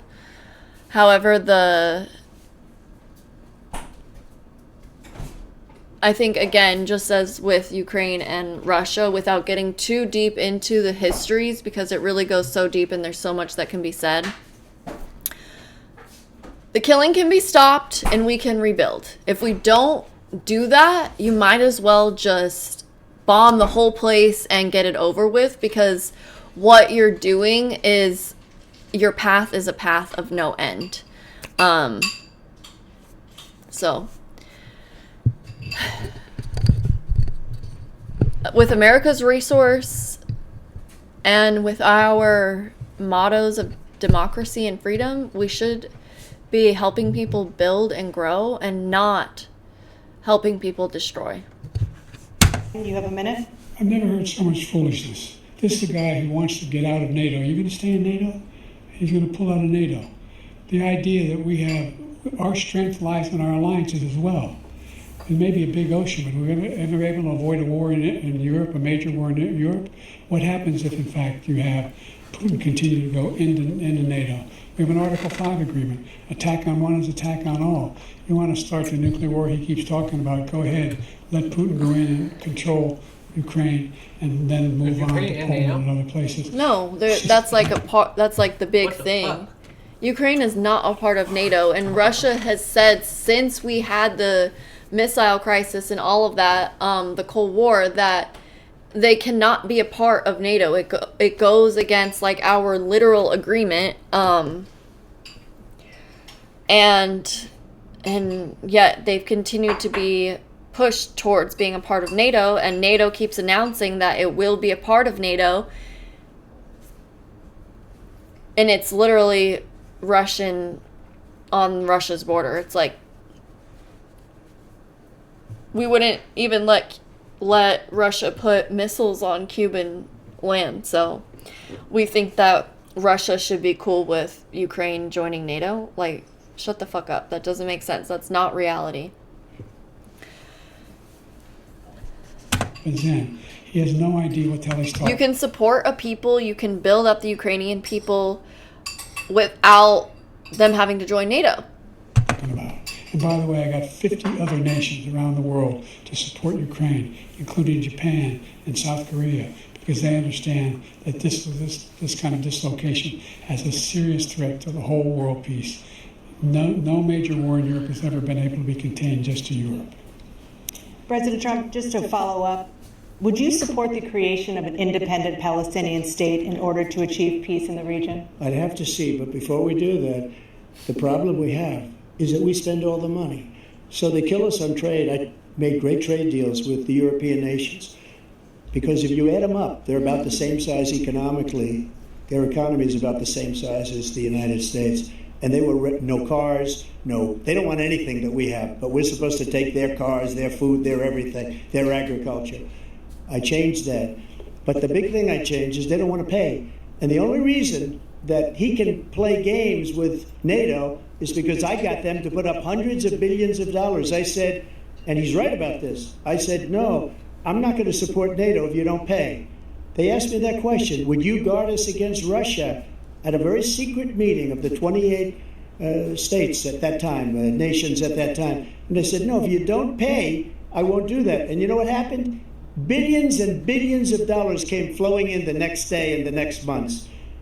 But now we're in the same position. We're paying everybody's bills. Let's turn to the issue of democracy. Former President Trump, I want to ask you about January 6, 2021. After you rallied your supporters that day, some of them stormed the Capitol to stop the constitutionally mandated counting of electoral votes. As president, you swore an oath to, quote, preserve, protect, and defend, unquote, the Constitution. What do you say to voters who believe that you violated that oath through your actions and inaction on January 6th and worry that you'll do it again? Well, I don't think too many believe that. And let me tell you about January 6th. On January 6th, we had a great border. Nobody coming through, very few. On January 6th, we were energy independent. On January 6th, we had the lowest taxes ever. We had the lowest regulations ever. On January 6th, we were respected all over the world. All over the world, we were respected. And then he comes in, and we're now laughed at. We're like a bunch of stupid people. What happened to the United States' reputation under this man's leadership is horrible, including weaponization, which I'm sure at some point you'll be talking about, where he goes after his political opponent because he can't beat him fair and square. You have 80 seconds left. My question was, what do you say to those voters who believe that you violated your constitutional oath through your actions and inaction on January 6, 2021, and worry that you'll do it again? Well, I didn't say that to anybody. I said peacefully and patriotically. And Nancy Pelosi, if you just watched the news from 2 days ago, on tape to her daughter, who's a documentary filmmaker, they say, but she's saying, oh, no, it's my responsibility. I was responsible for this. Because I offered her 10,000 soldiers or National Guard, and she turned them down. And the mayor of... Yeah, so if you haven't looked into what happened on January 6th, then you've only heard the mainstream media, just random headlines and stuff covering it. I highly recommend looking into it. There's lots of great videos on YouTube. My favorite place to go is always Russell Brand. I feel like he does a really great job, makes the videos digestible and comedic while dealing with heavy topics.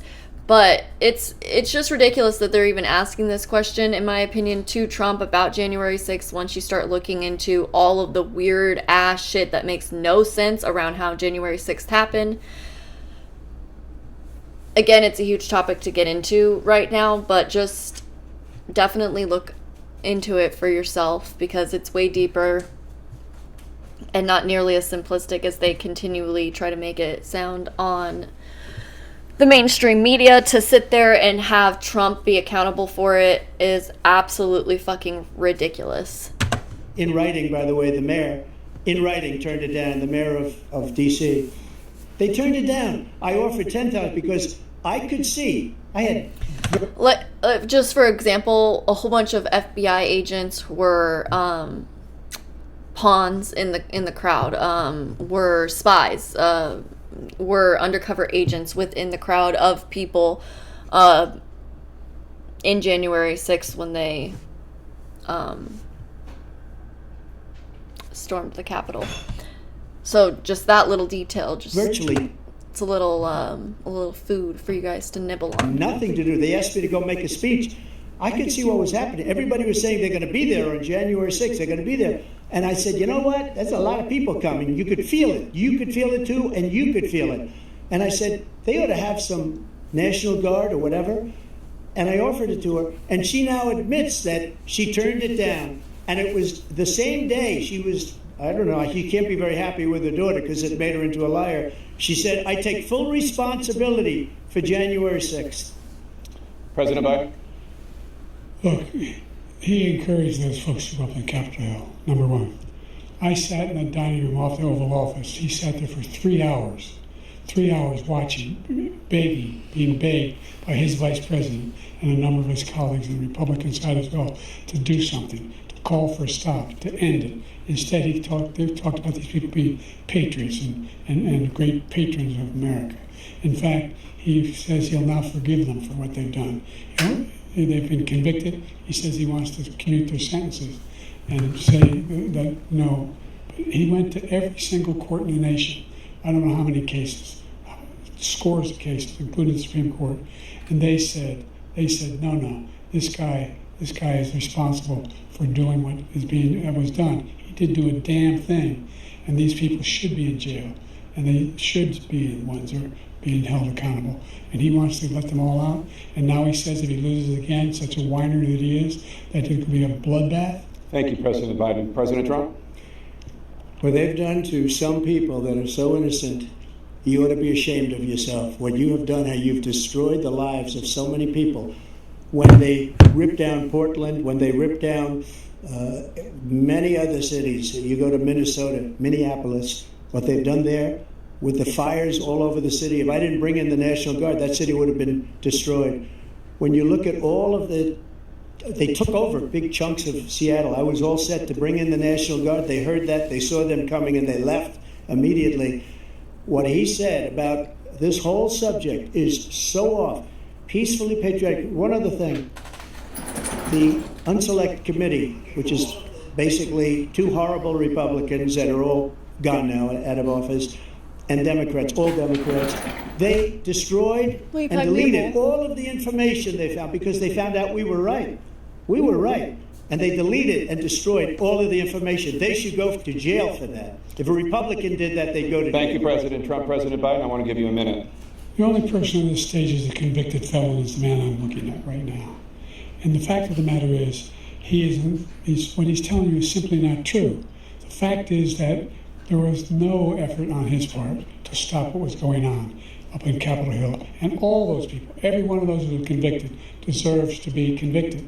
The idea that they didn't kill somebody, just went in and broke down doors, broke the windows, occupied offices, turned over desks, turned over statues. The idea that those... It's just literally like the nicest riot ever, too. It's like the nicest fucking riot you could possibly have. There are protests that are meaner than what happened when they stormed the fucking Capitol.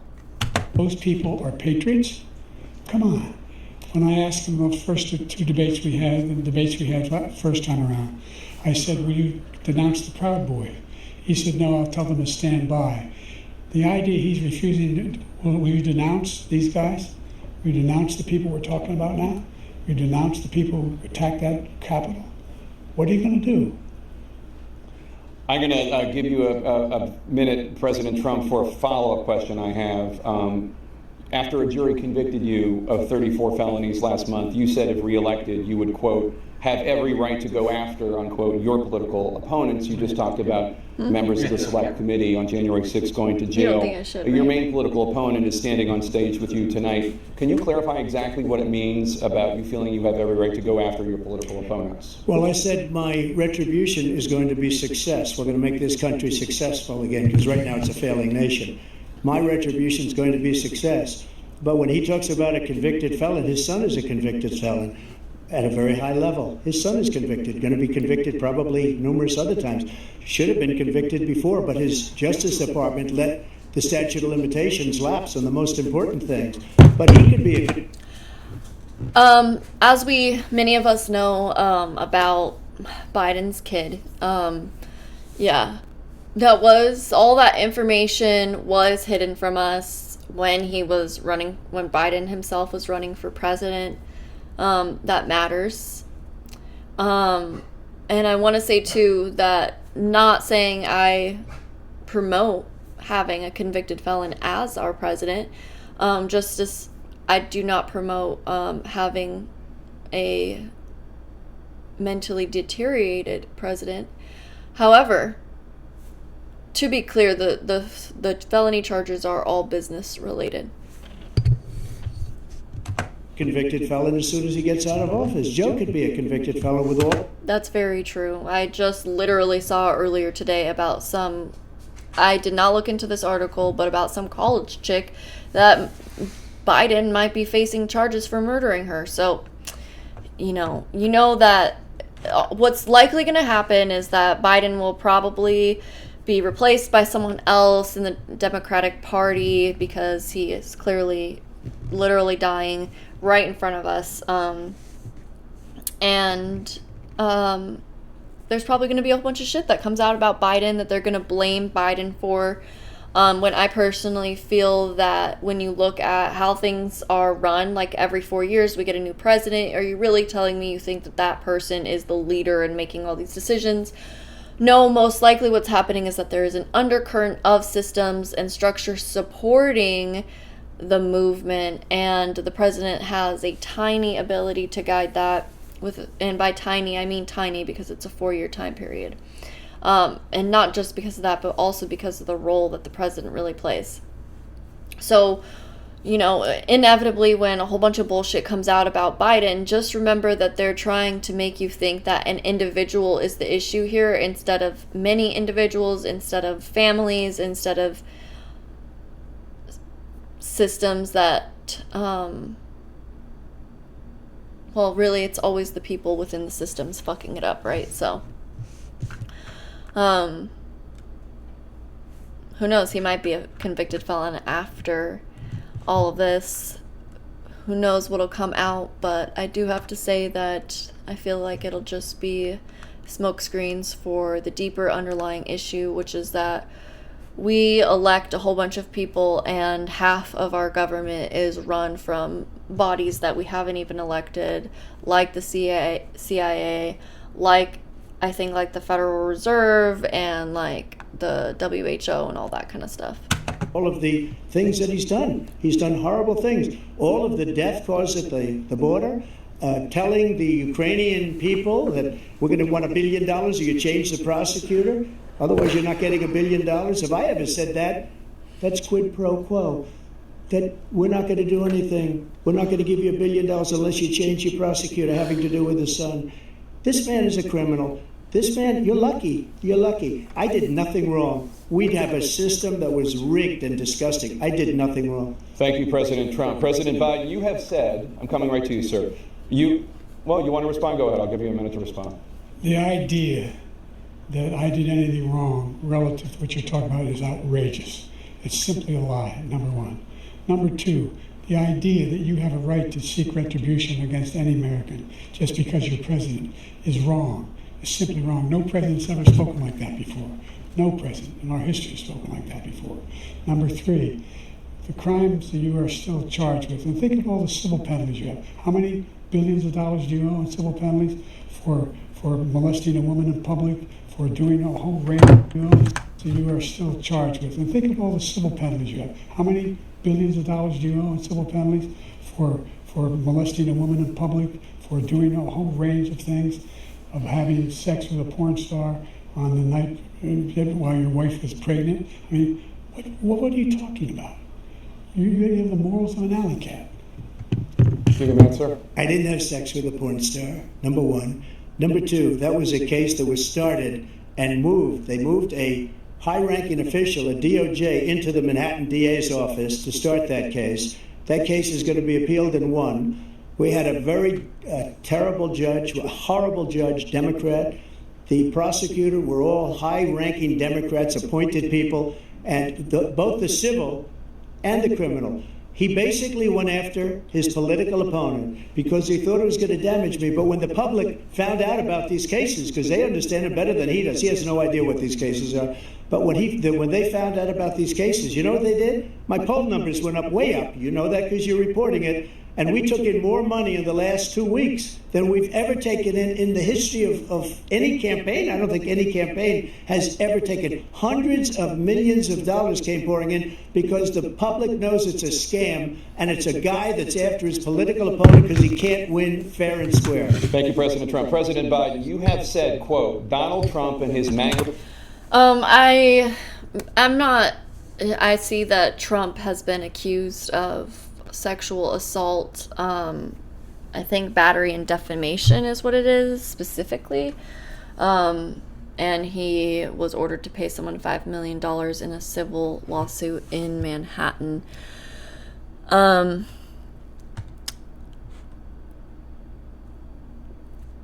Anyone that's sexually abused someone should not be a leader of our country. And with that, I know that sexual abuse is one of the top go-to ways to defame someone and to make everyone turn against them pretty immediately, just as they tried to do with like Russell Brand earlier this year on the news before any kind of court hearings or any kind of thing was brought to the law. Many news stations were attacking Russell Brand for being a rapist to multiple women. So Julian Assange, who was just let go after like how many fucking years having to hide out because he committed espionage, they say, when really he was letting us all know things that we deserve to know. And one of the biggest ways that they turned people against him was by saying that he was a rapist. So I know that that's also the case. I don't know, Trump may be a rapist, he may not be a rapist, but I do keep in mind that it is one of the easiest ways that I could never prove or not prove to make someone not support someone else. Republicans are determined to destroy American democracy. Do you believe that the tens of millions of Americans who are likely to vote for President Trump will be voting against American democracy? The more they know about what he's done, yes. The more they know about what he's done. And there's a lot more coming. He's got a lot of cases down the road coming around. He's got a whole range of issues he has to face. I don't know what the juries will do, but I do know he has a real problem. And so the fact that, could you ever think you hear any president say that I'm going to seek retribution? Do you ever hear any president say that I thought Hitler had some good ideas? What got me involved to run the first place ever? I think it's crazy for him to say that too, but I also think it's crazy for Biden to have told people who didn't want to get the vax that they don't deserve to be taken care of ahead of other people in hospitals, and they deserve to be ostracized. So, I thought that was pretty insane for a president to say as well. My son had died. I decided in Iraq, because of Iraq, I said I wasn't going to run again until I saw what happened in Charlottesville, Virginia. People coming out of the woods carrying swastikas on torches, and singing the same anti-Semitic bile they sang when back in Germany. And a young woman got killed. I spoke to the mother, and they asked him. They said, "What do you think of those people?" the people the ones who got killed, the one who tried to stop it, and the ones he said, I think they're fine people on both sides.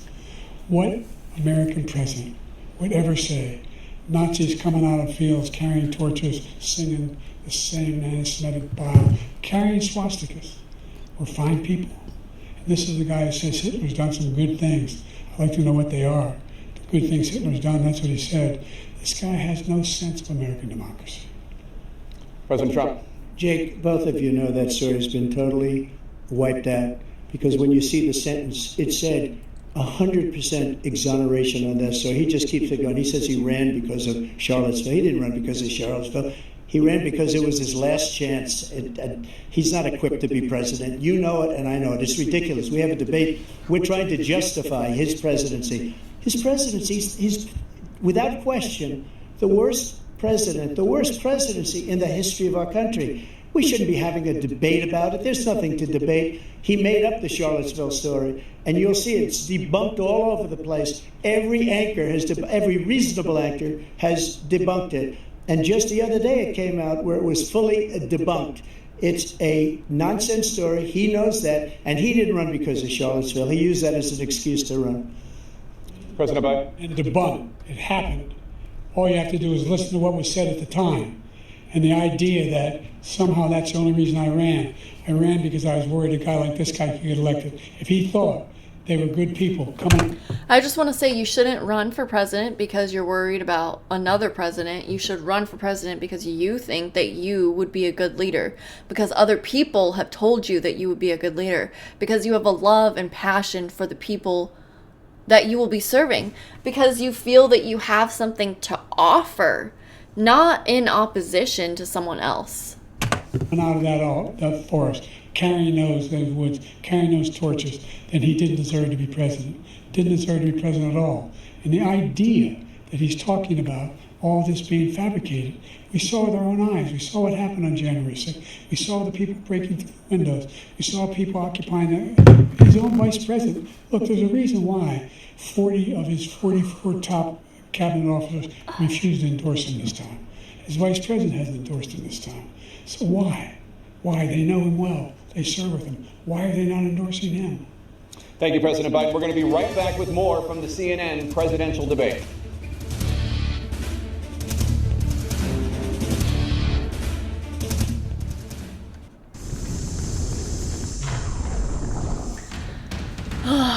It's rough out here, guys. This is rough. I can't believe it's so fucking long.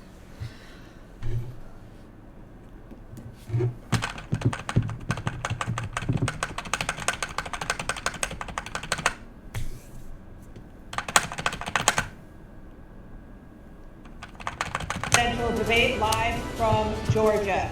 Let's talk about persistent challenges you both faced in your first terms and you'd certainly face again in a second term. President Biden, while black unemployment dropped to a record low under your presidency, black families still earn far less than white families. Black mothers are still 3 times more likely to die from pregnancy-related causes, and black Americans are imprisoned at 5 times the rate of white Americans. What do you say to black voters who are disappointed that you haven't made more progress? They acknowledge they made a lot of progress, number one. The fact of the matter is there's more small black businesses that have been started than any time in history. Number two, that is true. The wages of black unemployment is the lowest level it's been in a long, long time. Number three, we're providing housing for black. I am going to smoke some marijuana. Right now, I'm feeling like she needs to carry us through the end of this debate. So go ahead, pack yourself a bowl, rip a bong, do what you gotta do before we continue on this presidential debate.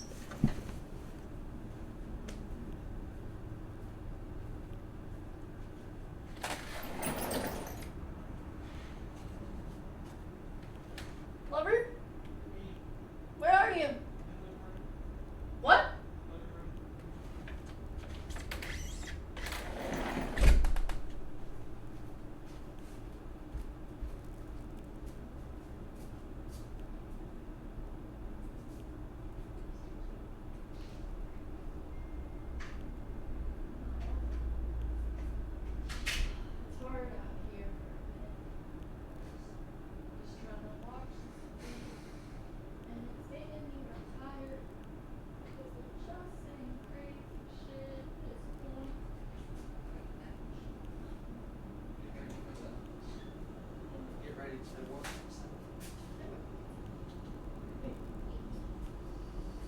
Kiss my butt.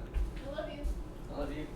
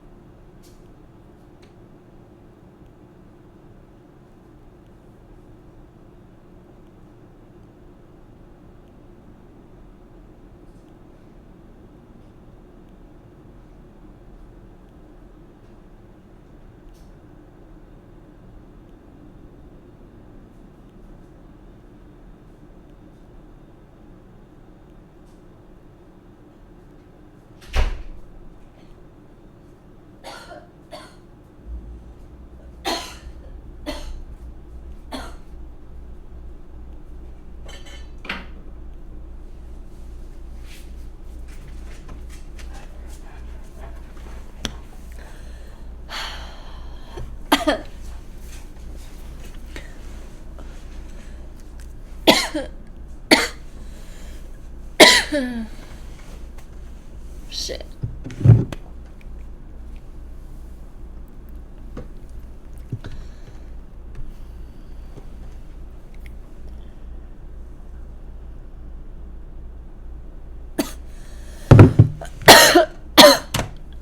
Americans, and dealing with the segregation that exists among these corporations that collude to keep people out of their houses.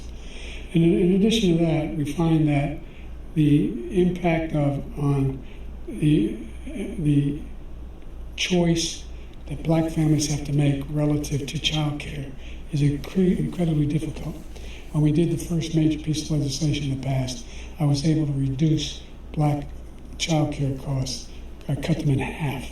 We got to make sure we provide for child care costs. We got to make sure, because when you provide those child care protections, you increase economic growth because more people can be in the job market. So there's more to be done, considerably more to be done. But we've done a great deal so far, and I'm not letting up, and they know it. You have 49 seconds left.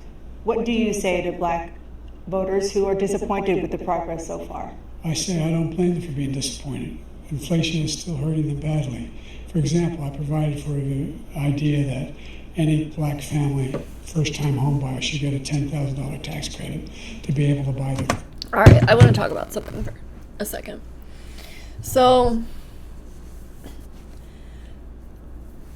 they're speaking right now about African Americans' place in society, how they are treated and experience living in American society. And I feel like it's so silly to act as if it's an issue that has anything to do with the president, really. Meaning, this issue exists because our country comes from racism and from literally black people being slaves. So they have had to work their way up into our society, which means that we see all the ways in which there's still the inequalities from the past. With that, African American people are jailed more. What did they say? 5% more than white people? I don't know if that was even the statistic for that one, but African American people are put in jail at a high rate, and I just was curious about that. What are the charges for? And they're drug charges, which is what I thought. And when you have any experience in our legal system, you realize that people are jailed for drug charges. People are let go when it has to do with rape and molestation and things like murder. People literally are given so much more leniency. But the people who are constantly booked, drug charges.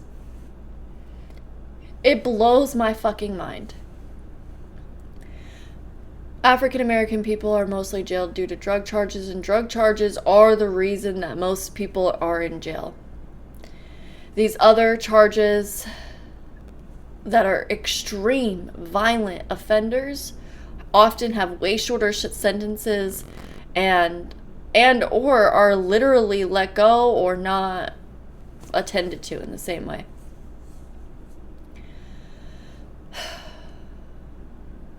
So with that, I want to say that we should stop putting people in jail for drugs. We should stop doing that. We should, again, just like with the abortion issue, right? Women becoming pregnant and needing to terminate their child that is growing inside of them. We need to support from the root up. Okay, we don't just jail people because they're using drugs, selling drugs, etc. We need to have our society become one in which supports people so that they don't turn to drugs. That will take care of most of the problem. So if you really want to help African American people like they're discussing here, which I feel they use African American people and the truth of our history in America of racism and slavery as a way to trigger people into making choices, as a way to push our buttons instead of out of deep respect for our history. It feels more like a pulling at a wound that they know will get a response.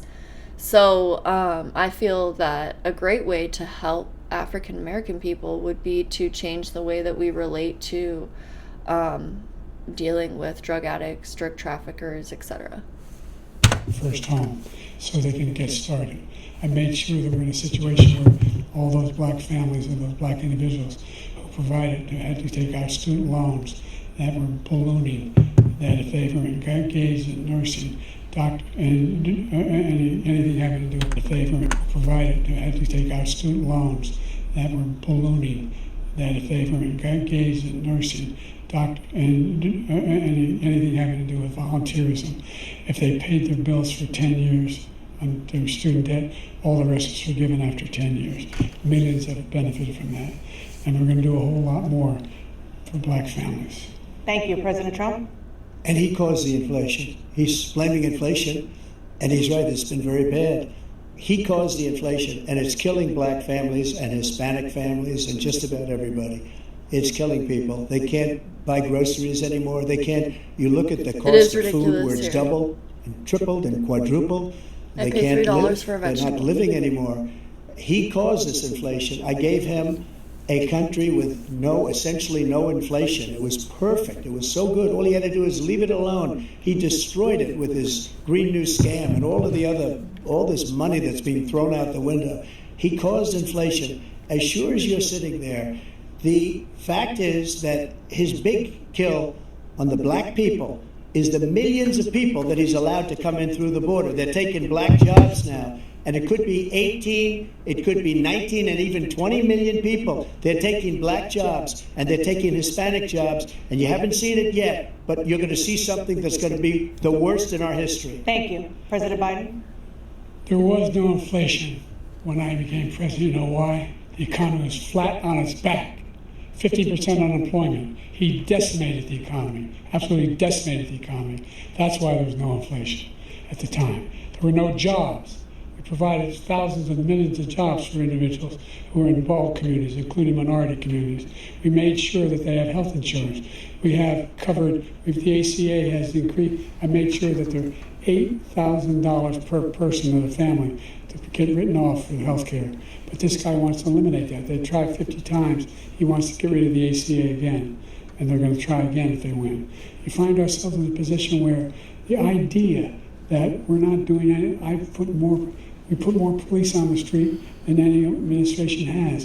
He wants to cut the cops. We're providing for equity and making sure people have a shot to make it. There's a lot going on, but in inflation, he caused it by his tremendous malfeasance in the way he handled the pandemic. Thank you. Another persistent challenge is the climate crisis. 2023 was the hottest year in recorded history, and communities across the country are confronting the devastating effects of extreme heat, intensifying wildfires, stronger hurricanes, and rising sea levels. Former President Trump, you've vowed to end your opponent's climate initiatives, but will you take any action as president to slow the climate crisis? Well, let me just go back to what he said about the police, how close the police are to him. Almost every police group in the nation from every state is supporting Donald J. Trump. Almost every police group. And what he's done to the black population is horrible, including the fact that for 10 years he called them super predators. We can't, in the 1990s, we can't forget that. Super predators was his name, and he called it to them for 10, and they've taken great offense at it, and now they see it happening.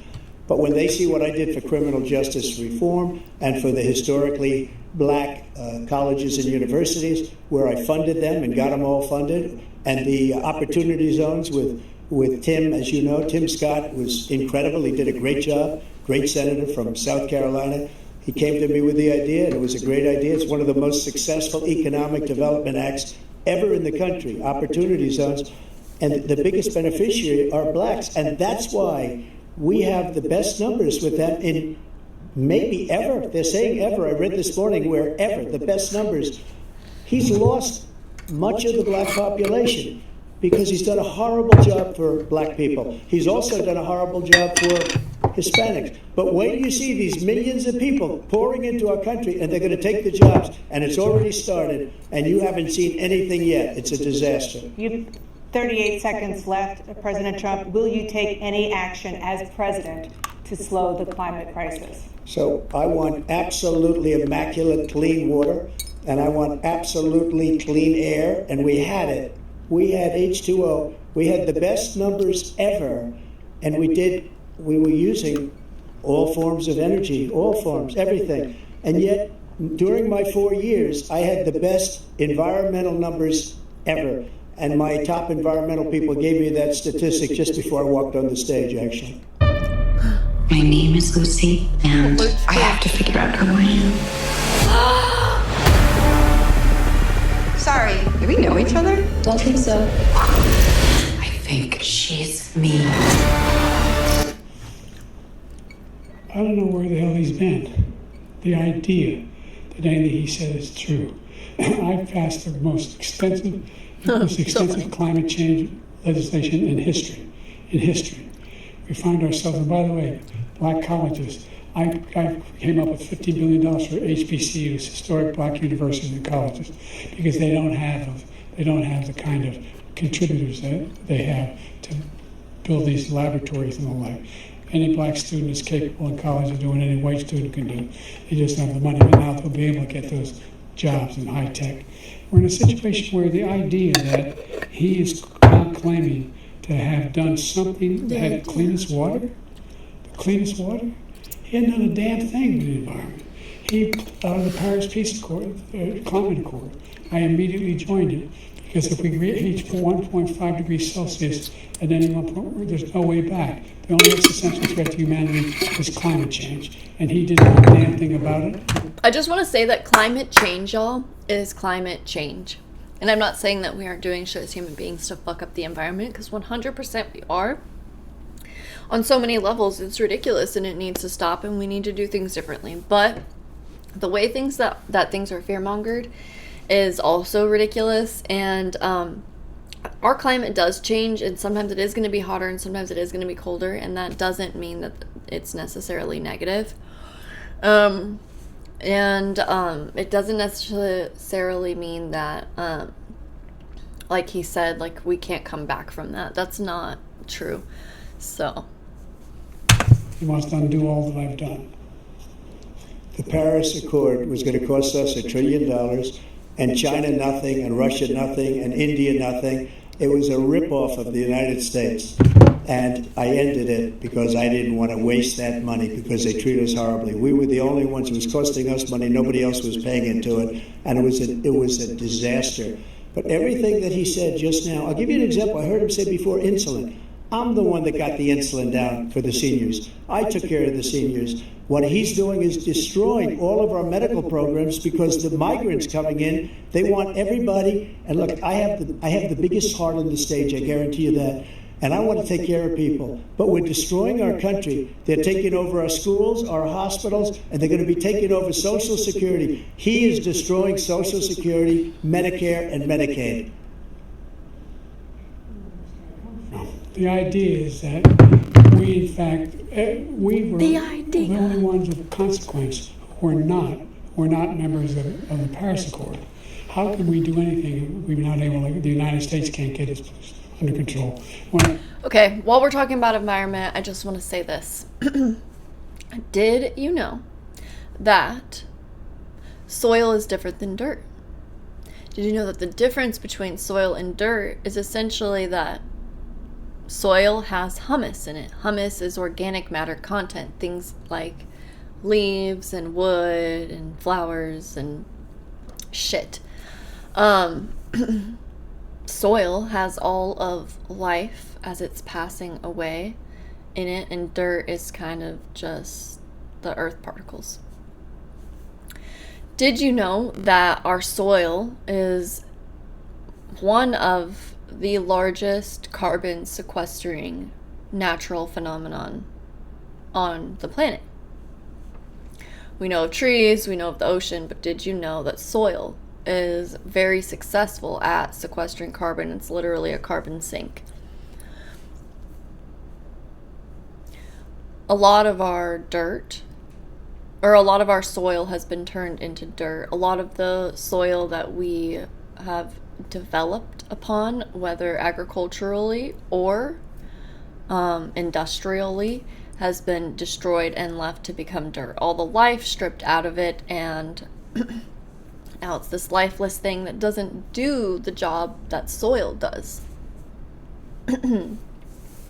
Soil cools down the temperature of the atmosphere. Soil holds water.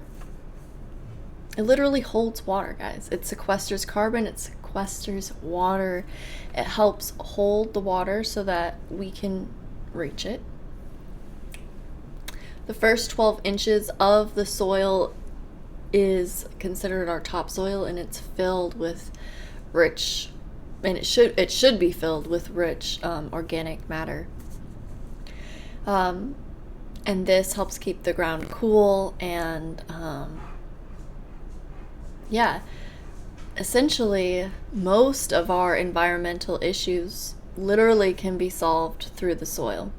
So when we're sitting here on the big screen, on the big platform of America, and things like environmental issues are being talked about, but someone's not talking about soil immediately, I know there's an issue. When environmental issues are made into a complicated thing that needs to be fixed by industry, it's like there's a problem here. You know that it's about money. You know that it's about hype and ideology, because the actual fix for our environmental issues is so simple, because what happened was simple. We just started misplacing certain things, like putting our leftover food scraps into plastic bags instead of putting them back into the earth, like monocropping instead of having diversity.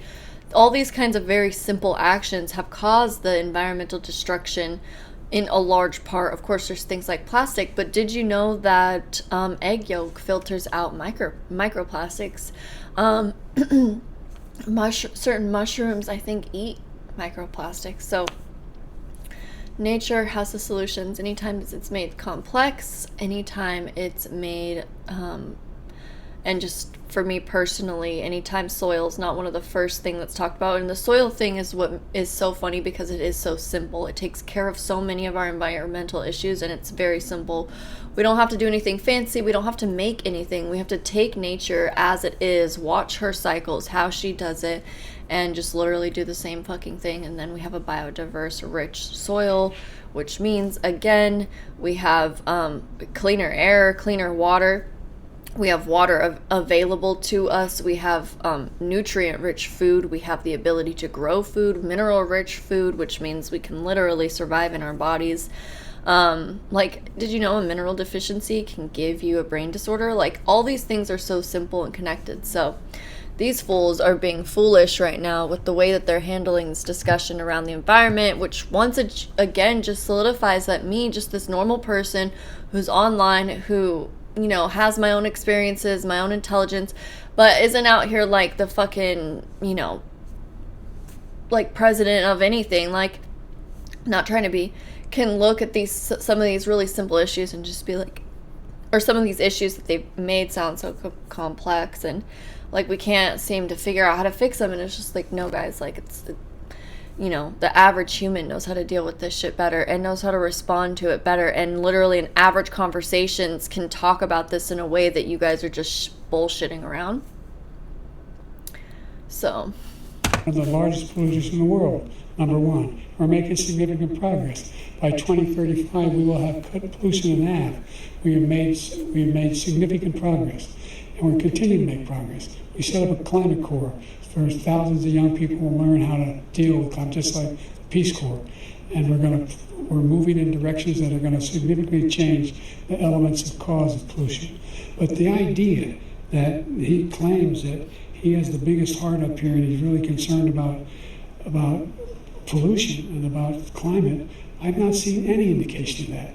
And by the way, with regard to prescription drugs, one company agreed that they would reduce the price to $35, which I was calling for one voluntarily. I made sure every company in the world, every pharmaceutical company, cannot have to pay. Thank you.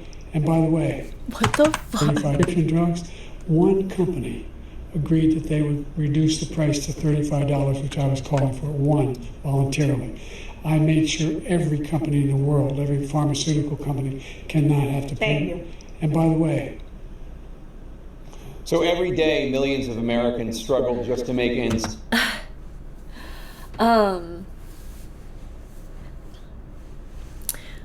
Thank you. And was it because was I speaking too fast to understand, or was it just you didn't understand everything? Hello, by the way. For many older Americans, Social Security provides a critical lifeline. President Biden, if nothing is done to Social Security, seniors will see their benefits cut in just over 10 years. Will you name tonight one specific step that you're willing to take to keep Social Security solvent? yes, make the very wealthy begin to pay their fair share. Right now, everybody making under $170,000 pays 6% of their income, of their paycheck, every single time they get a paycheck from the time of the first one they get when they're 18 years old. The idea that they're going to, I'm proposing that everybody, the millionaires pay 1%. So no one I would not raise the cost of Social Security for anybody under $400,000. After that, I began to make the wealthy begin to pay their fair share by increasing from 1% beyond to be able to guarantee the program for life. So you still have 82 seconds left. Are there any other? I mean, I do feel like if you're going to have Social Security as a system, I mean, either you need to have people split off into different groups. Like, if you make this amount of money, you're in your own group, and everyone that's in that falls into that group. But that just wouldn't work because people's amount of money they make throughout life would change. So yeah, I think everyone puts in the same percentage, and you withdraw the same percentage. Okay. And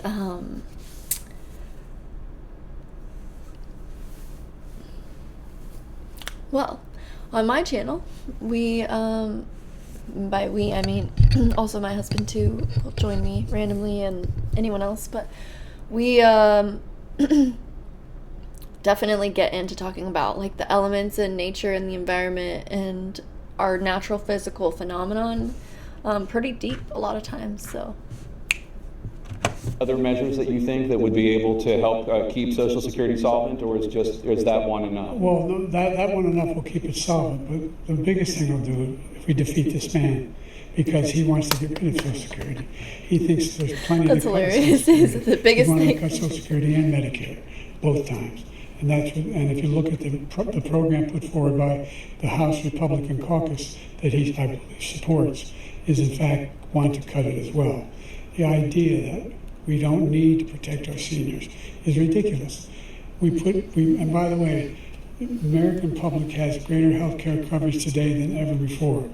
And under the ACA, as I said, you're in a circumstance where 400,000 people, 40 million people would not have insurance because they have a pre-existing condition. Only thing that allows them to have that insurance is the fact that they, in fact, are part of the ACA. And by the way, the other thing is, we're in a situation where we talk about education for black communities. I've raised the amount of money for Pell Grants by another $8,000. So anybody making under $70,000 a year is going to be able to get $15,000 toward their tuition. He just doesn't know what he's talking about. Thank you, President Biden. President Trump. So I've dealt with politicians all my life. I've been on this side of the equation for the last 8 years.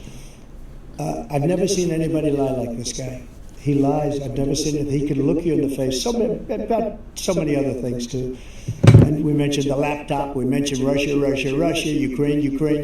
Everything he does is a lie. It's misinformation and disinformation.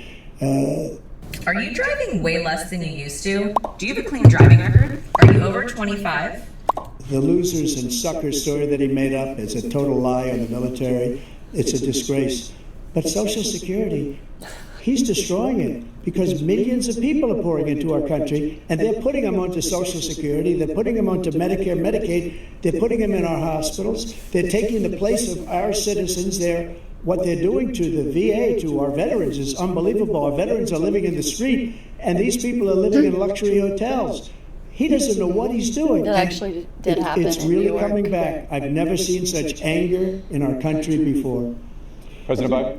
The idea that veterans are not being taken care of, I told you before. And by the way, when I said suckers and losers, he said he acknowledged after that he fired that I general. do not live in New York, That but general got fired there's lots of one journalism that out of New that's York, what he said. and He so was there's the one lots of standing with documentation Trump on when he what said is going on Number there. one. Number two, the idea that we're going to be in a situation where Thank God I don't live there. all these millions and millions, the way he talks about it, illegal aliens are coming into the country and taking away our jobs.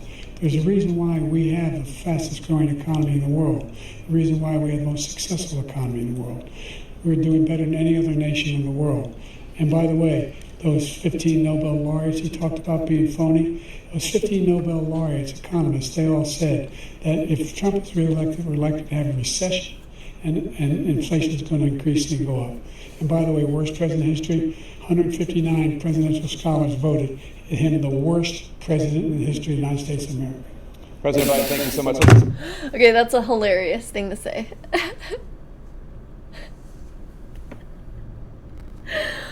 Oh my god. That's fucking hilarious that you just said that.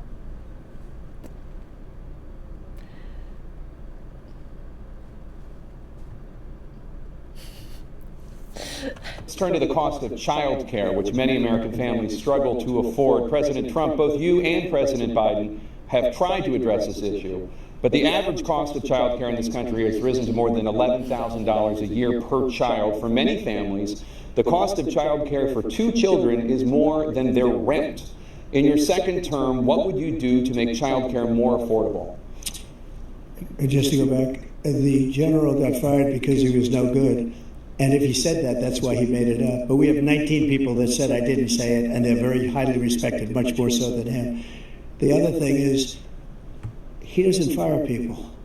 He never fired people. I've never seen him fire anybody. I did fire a lot. I fired Comey because he was no good. I fired a lot of the top people at the FBI, drained the swamp. They were no good. Not easy to fire people. You'd pay a price for it, but they were no good. I inherited these people. I didn't put them there. I didn't put Comey there. He was no good. I fired him. This guy hasn't fired anybody. He never fires. He should have fired every military man that was involved with that the Afghanistan horror show, the most embarrassing moment in the history of our country. He didn't fire. Did you fire anybody? Did you fire anybody that's on the border, that's allowed us to have the worst border in the history of the world? Did anybody get fired for allowing 18 million people, many from prisons, many from mental institutions? Did you fire anybody that allowed our country to be destroyed? Joe, our country is being destroyed as you and I sit up here and waste a lot of time on this debate. This shouldn't be a debate. He is the worst president. He just said about me because I said it. But look, he's the worst president in the history of our country. He's destroyed our country. Now all of a sudden he's trying to get a little tough on the border. He came out with a nothing deal, and it reduced it a little bit, like this much. It's insignificant. He wants open borders. He wants our country to either be destroyed or he wants to pick up those people as voters. And I don't think, we just can't let it happen. If he wins this election, our country doesn't have a chance, not even a chance, of coming out of this rut. We probably won't have a country left anymore. That's how bad it is. He is the worst in history by far. Thank you, President Trump. President Biden? We are the most admired country in the world. We're the United Not that States much right of now. America. We're really There's nothing beyond our capacity. We have the most finest admired military in the history of the world. The finest in the history of the world. Are seeing No one us. thinks we're weak. No one wants to screw around with us. Nobody. Number one.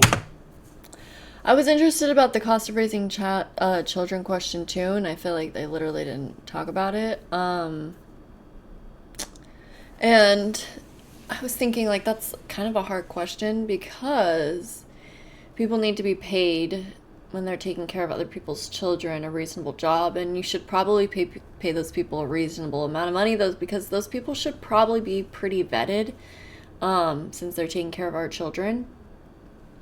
Yeah, they did. They did just hit skip. They hit rewind and then they hit skip. Like, so I think that job should be pretty highly paid. Maybe we could spend some of our tax money doing that instead of sending hundreds of billions of dollars in weapon money to other foreign countries. That's probably a good start. Beyond that, if I'm just feeling like the problem goes so deep because it's like, just the fact that we live in a time where people have to have both parents working so that they can afford to support their family. So then they have to put their child in some sort of childcare situation, which I think is sick. I don't think that families should be separated like that. I think children should be with their parents and that family unit should be honored.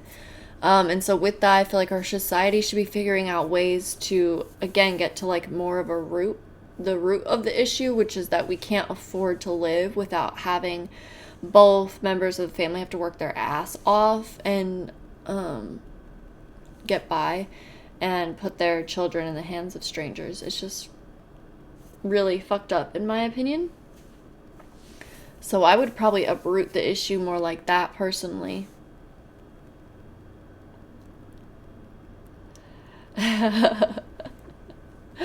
Hell yeah. I'm glad you asked about it because I was thinking about how that was an interesting question as well. Number two, the idea that we're talking about worst presidents. I'm loving how Biden keeps saying the idea, like it's like a bookmark for him. He's like, to find his place, he's like, the idea. I wasn't joking. Look it up, go online. 159 or 58, don't hold me the exact number, presidential historians, they've had meetings and they voted who's the worst president in American history. One through best to worst. They said he was the worst in all of American history. That's a fact. That's not conjecture. He can argue they're wrong, but that's what they voted. The idea that he is doing anything to deal with child care. He did virtually nothing to child care. We should significantly increase the child care tax. For real. I'm trying to think like what my bookmark would be.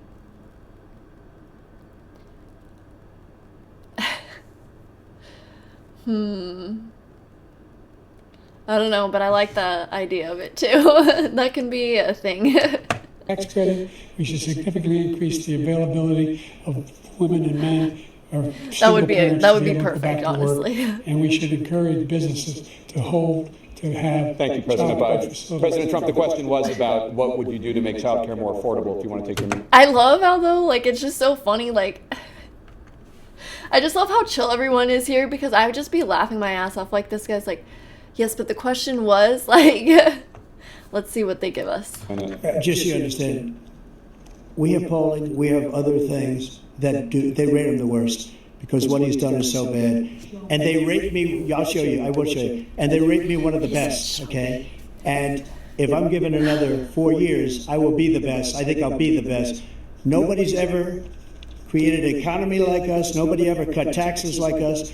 He's the only one I know. He wants to raise your taxes by 4 times. He wants to raise everybody's taxes by 4 times. He wants the Trump tax cuts to expire, so everybody, including the two of you, are going to pay 4 to 5 times. Nobody ever heard of this before. All my life, I'd grow up and I'd see politicians talking about cutting taxes. When we cut taxes, as I said, we did more business. Apple and all these companies, they were bringing money. I'm so weirded out by fake teeth. Like, oh my god. I just follow this person online who just got fake teeth, and I'm like, oh, it's such a scary thing to do. Like, one, and then it's also like, I just feel like it looks terrifying. Like, yes, they're so white.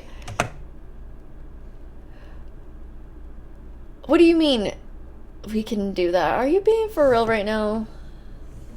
Of course, literally, I know so many people that have entire mouthfuls of fake teeth. They take them out. Oh, well, shit. Where do you come from? Where do you live? I mean, here in America, people get their teeth done a lot. There's lots of fake teeth. Even if people don't have full sets of fake teeth, a lot of times, just due to, like, cavities and stuff, people will have, like, a fake tooth. I'm French and lost. Well, good thing you're not lost in this world of fake teeth that I'm lost in. Maybe if they look like these guys. I mean, I think Trump has fake teeth too. The worst president in history by far, and everybody knows it. President Biden? Look, Trump might have some of his real teeth. I could see him being the type to, like, have some of his real teeth. But fact of the matter I is think that Biden's he's dead look. wrong about. He's increased the. They look he's increased like a he will fake- increase the probably a full taxes set. on middle class people. I said I never raise a tax on anybody making less than. Did Trump even answer the question? Money back into our. We did more business. Apple and all these. Nobody ever heard of this before. All my life, I'd grow up and I'd see politicians talking about cutting taxes. When we cut taxes, as I said, we did more business. Apple and all these companies, they were bringing money back into our country. The worst president in history by far, and everybody knows it.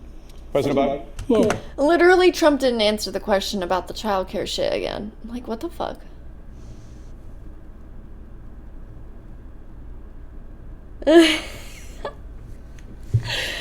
Yeah, that's what I'm here to do. Destroy the illusion. That would be amazing if they were, but no. A lot of these men have fake stuff injected into them or capped onto them or, you know, put on their head.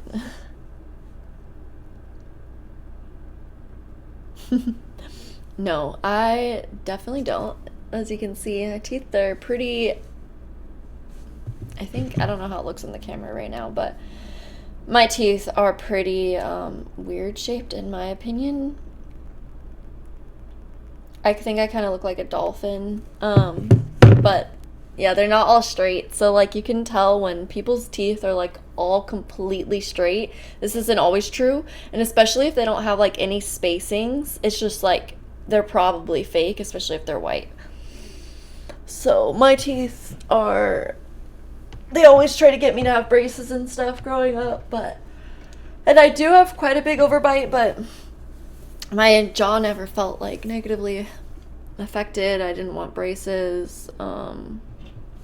So yeah, I got them regular ass teeth. fact. I think it's so funny that you didn't know about fake teeth. I love it, and I'm glad to share that reality with you. Now you know, if you ever lose all your teeth, you might be able to gain some again. The fact of the matter is that he's dead wrong Hopefully about. you don't, though. He will increase the taxes on middle class people. I said I never raise a tax on anybody making less than $400,000. I didn't. But this tariff is 10% tariffs. Everything coming into the country, you know what the economists say? That's going to cost the average American $2,500 a year more because they're going to have to pay the difference. Listen, the reason that we're talking about teeth is because these motherfuckers have already been so sidetracked. It's like we're barely hanging on to finish the video, really. They've just already brought us to a place of teeth talk that this is where we are. One thing that makes me feel sad is I just feel like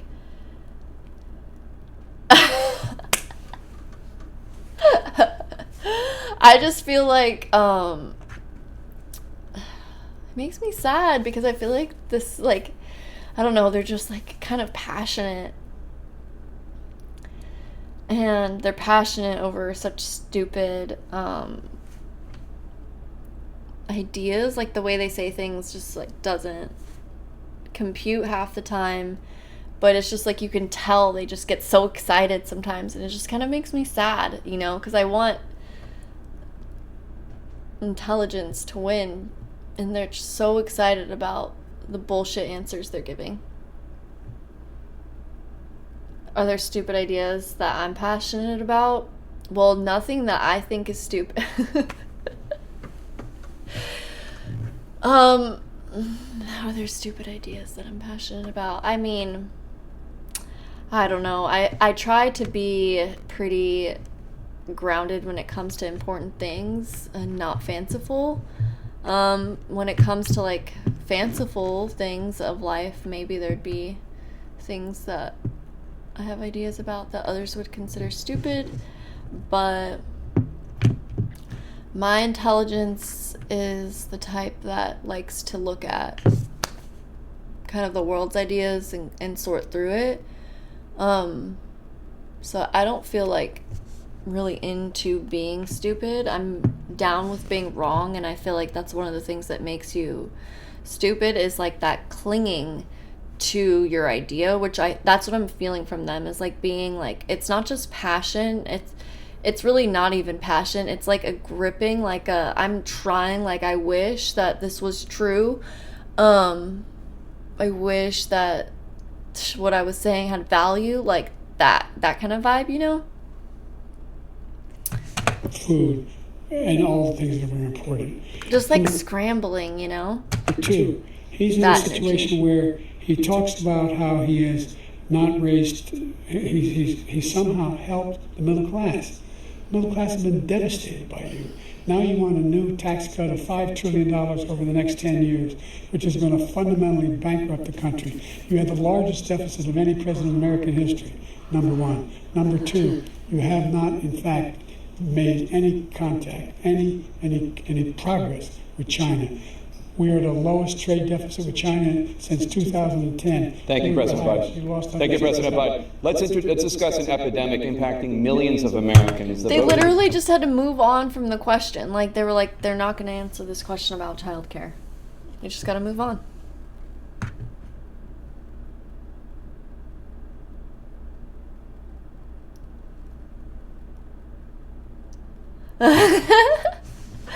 Okay, you have a strong idea about doing of things like doors and bottles. So would you say like you could make a door, or you could just like you're a craftsman or woman, whatever, or whatever you feel.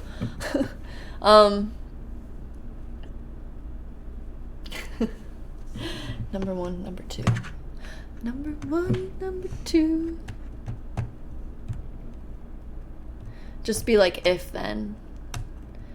Like an if then statement, like how scientists have, like if.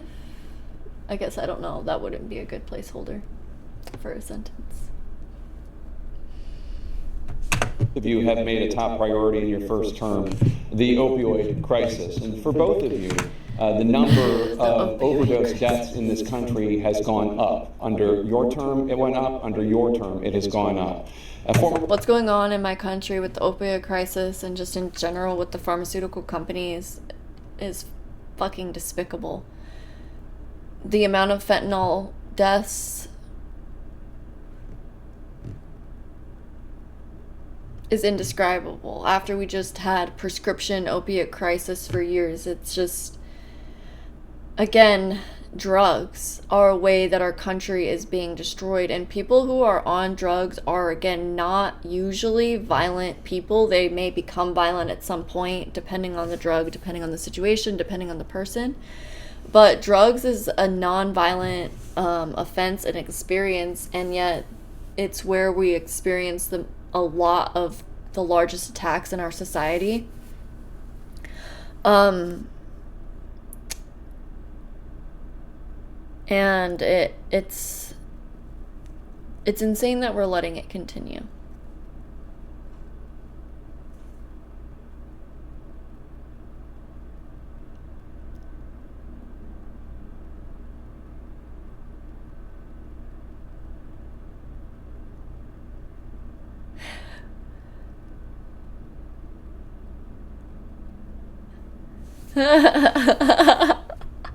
The awesome thing about what you're saying is that what you're doing is just recognizing if something doesn't, like something basic, right?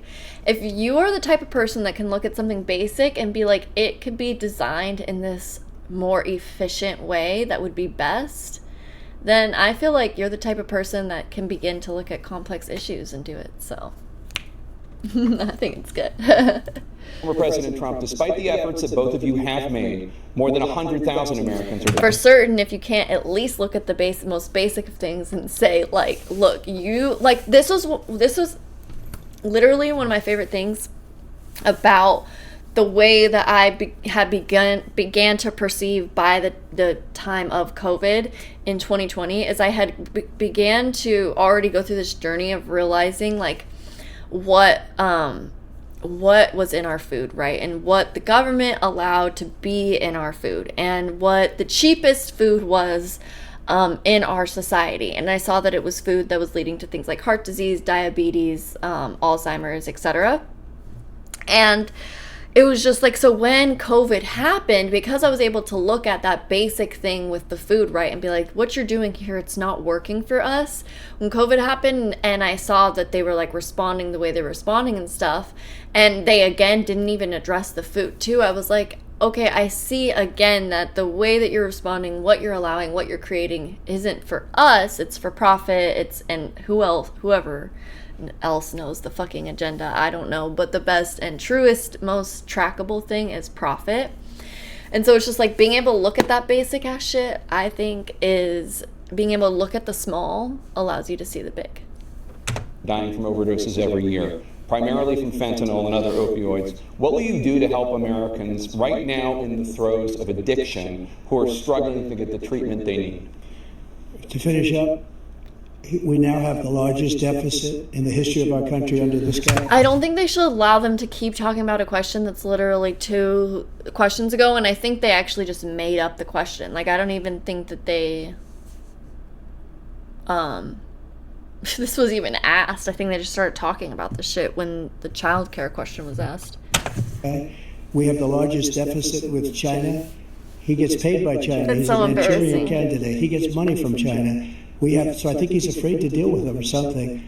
But do you notice he never took out my tariffs because we bring in so much money with the tariffs that I imposed on China. He never took them away. He can't because it's too much money. It's tremendous. And we saved our steel industries, and there was more to come, but he hasn't done that. But he hasn't cut the tariffs because he can't, because it's too much money. But he's got the largest deficit in the history of our country, and he's got the worst situation with China. China's going to own us if you keep allowing them to do what they're doing to us as a country. They are killing us as a country, Joe, and you can't let that happen. You're destroying our country. So, President Trump, you have 67 seconds left. The question was, what are you going to do to help Americans in the throes of addiction right now who are struggling to get the treatment they need?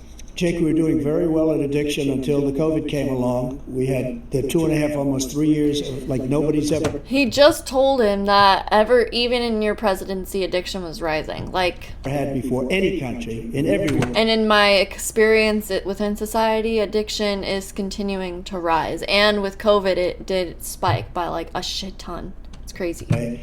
And then we had to get tough. And it was the drugs pouring across the border it started to increase. We got great equipment. We bought the certain dog that's the most incredible thing that you've ever seen, the way they can spot it. We did a lot, and we were getting very low numbers, very, very low numbers. Then he came along. The numbers, have you seen the numbers now? It's not only the 18 million people that I believe is even low, because the gotaways, they don't even talk about gotaways. But the numbers of the amount of drugs and human trafficking in women coming across our border, the worst thing I've ever seen, at numbers that nobody's ever seen under him, because the border's so bad. But the number of drugs coming across our border now is the largest we've ever had by far. President Trump, thank you. President Biden? Fentanyl and the byproducts of fentanyl went down for a while. And I wanted to make sure we use the machinery that can detect fentanyl. Honestly, especially with these guys, that would probably be the best option. These big machines that roll over everything that comes across the border. And it costs a lot of money. That was part of this deal we put together, this bipartisan deal. More fentanyl machines, more be able to detect drugs, more numbers of agents, more numbers of all the people at the border. And when we had that deal done... Honestly, what I feel, just throwing this out here, is our democracy should move away from human-centric to idea-centric to policy-centric. Like, we vote on ideas and policies. We don't let other humans be our representatives anymore because they suck. Like, we've seen over and over again that the corruption is there and we're hidden. Like, so many things are hidden from the common people. So many details that we can't really put together, like, in truly intelligent thought about so many of the issues. Or not that we can't put together an intelligent thought, because, again, I think things are simple, and then it's just like about how you go about it that might be complex, but that's what policies are about. So it's like, I want to see these motherfuckers be well, if I have to see them, maybe like we all have already voted on the questions and there's like 4 different answers that have become the consensus through our voting, and then we let them work it out between the 4 answers or something. I don't know. I think ultimately, though, we'll just get rid of the people, or let people be actors, give them the script that the human population of common folk have already come up with, being like, and we will implement this policy, and, you know, just play it out. Because I think it's so outdated to vote on people. I think it doesn't seem to be working in our favor. And if we could just vote specifically directly on policy and action, for the most part at least, I feel like that would be helpful in keeping our democracy a democracy.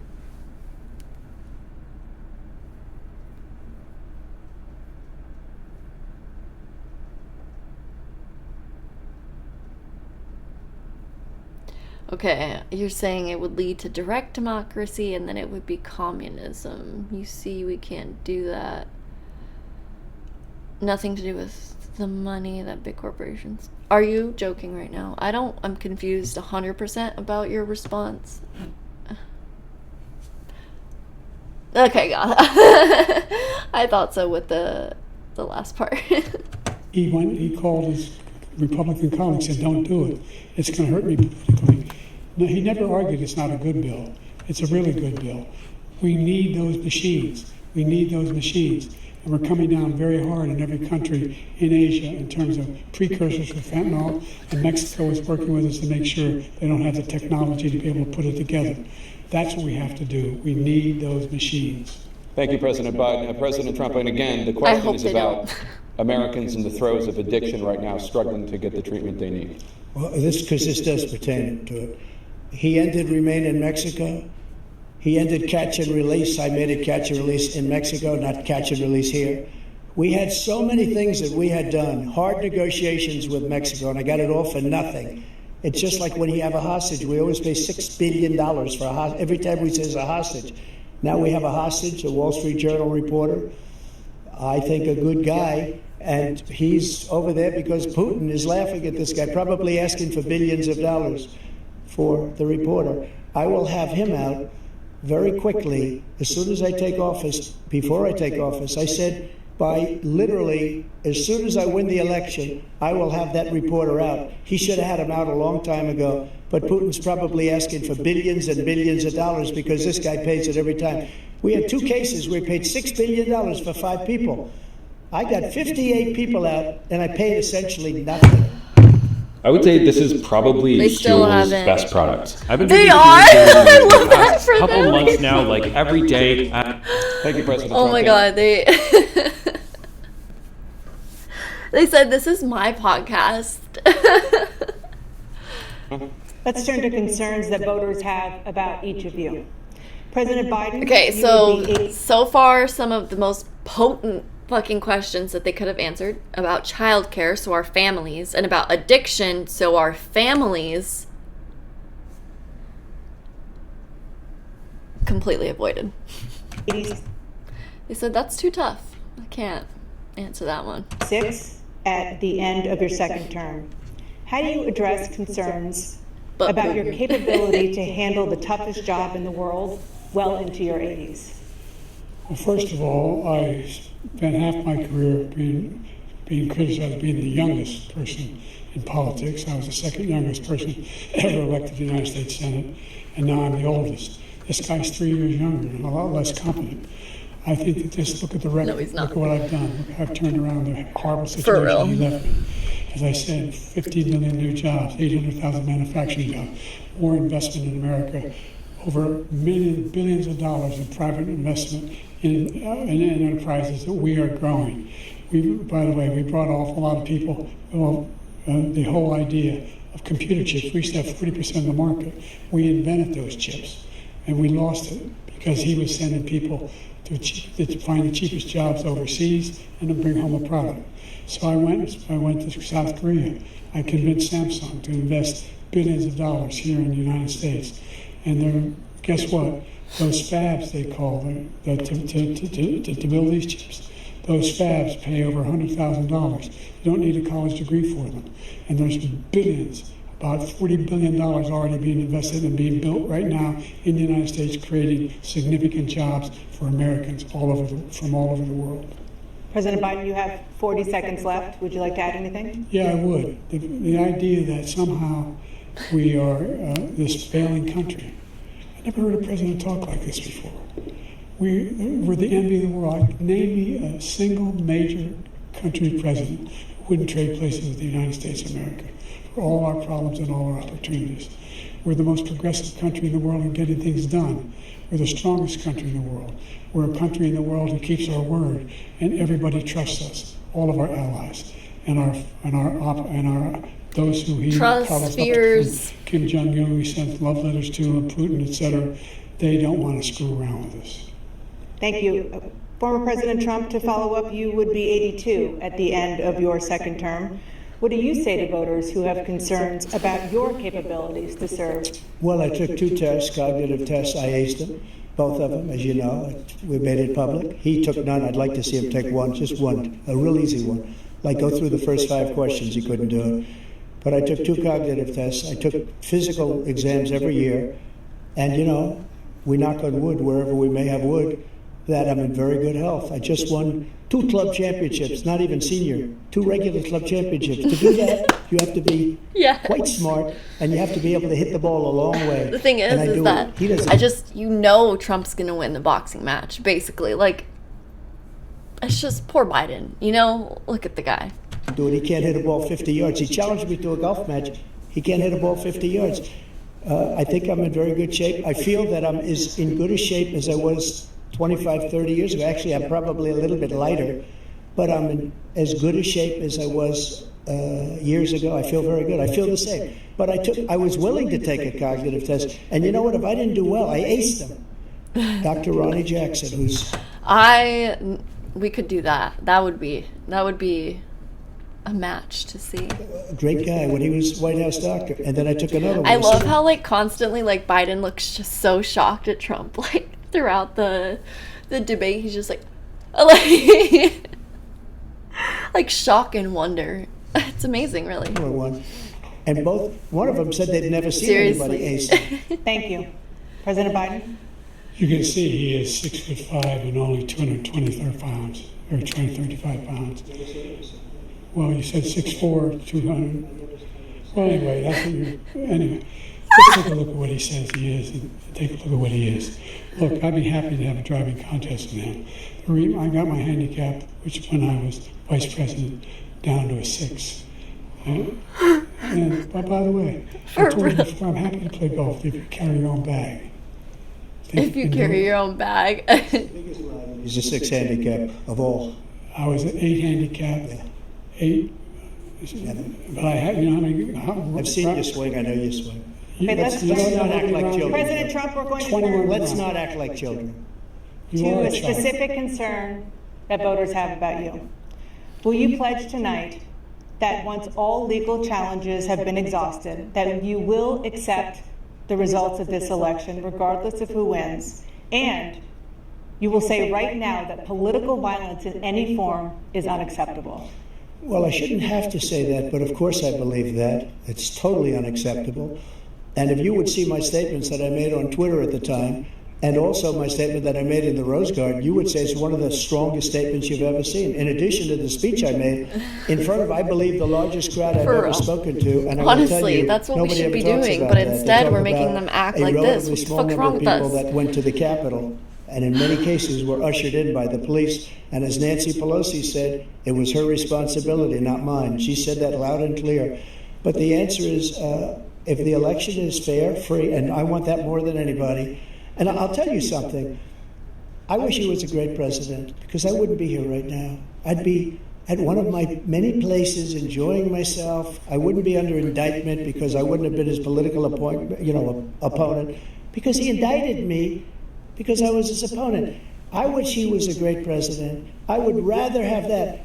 I wouldn't be here. I don't mind being here. But the only reason I'm here is he's so bad as a president that I'm going to make America great again. We're going to make America great again. We're a failing nation right now. We're a seriously failing nation. And we're a failing nation because of him. His policies are so bad.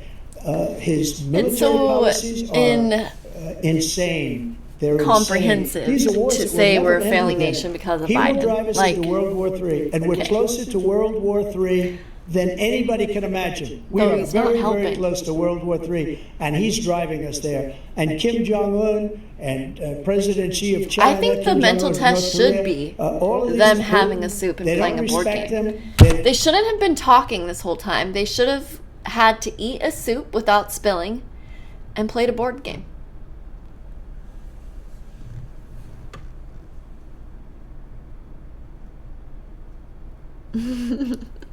I agree with you about that. Like, I feel like it's ridiculous that very old people are in politics. 100%. It looks stressful and is stressful, and it's just irrelevant to have them do that. Like, take them out of politics, let them share their wisdom and stuff in an unconstrained way. Like, allow them to move on. They don't fear him. They have nothing going with this gentleman, and he's going to drive us into World War III. You want a World War III, let him follow and win, and let Putin say, do what you want, NATO. Just do what you want. There's a thing called Article 5. An attack on one is an attack on all, a required response. The idea, I can't think of a single major leader in the world who wouldn't trade places with the job I've done, what they've done. Because we are a powerful nation. Exactly. We have wonderful, it's because of the people. Not me, it's because of the American people. That's how Reese said that. I just Googled step up when you need it.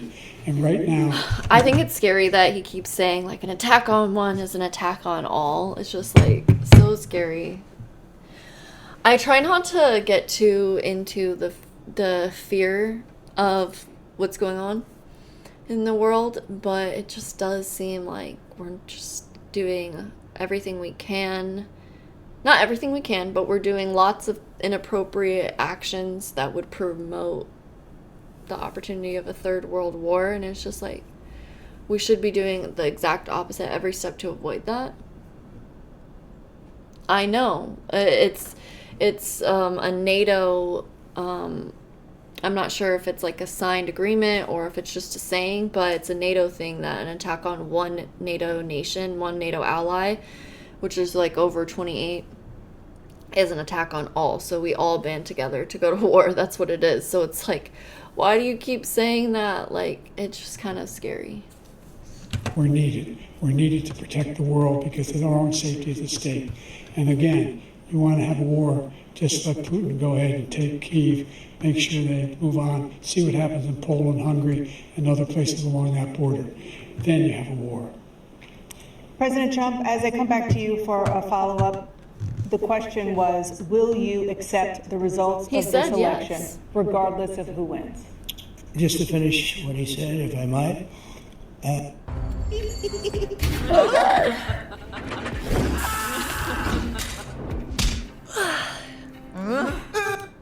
Russia, they took a lot of land from Bush. They took a lot of land from Obama and Biden. They took no land, nothing from Trump, nothing. He knew not to do it. He's not going to play games with me. He knew that. I got along with him very well, but he knew not to play games. He took nothing from me. But now he's going to take the whole thing from this man right here. That's a war that should have never started. It would have never started, ever, with me. I need to get ad blocks. I hate them. And he's going to take Ukraine. And, you know, you asked me a question before, would you do this? He's got us in such a bad position right now with Ukraine and Russia. Because Ukraine's not winning that war. He said, I will never settle until such time. They're running out of people. They're running out of soldiers. They've lost so many people. It's so sad. They've lost so many people, and they've lost those gorgeous cities with the golden domes that are 1,000 years old, all because of him and stupid decisions. Russia would have never attacked. President Trump, the question was, will you accept the results of the election, regardless of who wins? Yes or no, please.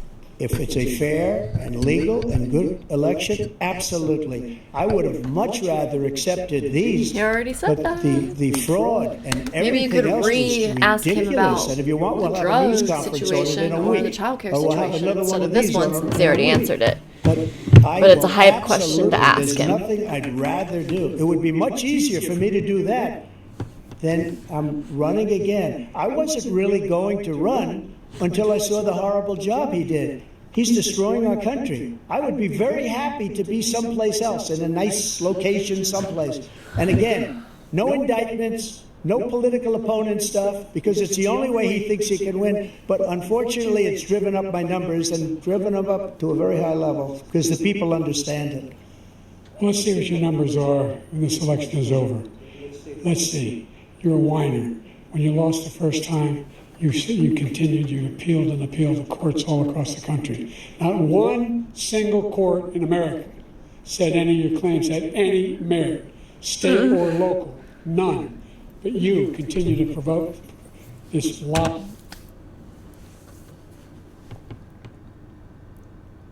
Congratulations, you are now the 48th President of the United States. The people have unequivocally voted for you. It started off as a meme, but it kind of blew up, and nobody thought it would actually happen, but here we are. Do you accept the position? And if so, what is your first order of business? Let me know if you're asking me that, or if you're memeing on Trump's presidency. About somehow there's all this misrepresentation, all this stealing. There is no evidence of that at all. And I tell you what, I doubt whether you'll accept it because you're such a whiner. The idea if you lose again, you accepting anything, you can't stand the loss. Something snapped in you when you lost the last time. We'll be right back with more from the CNN presidential debate. Okay. Where's my mic? Oh, I literally have one. Tap, tap, tap.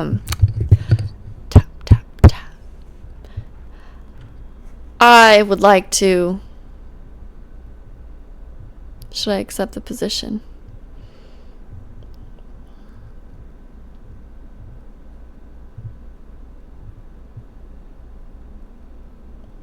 I don't really want to be president.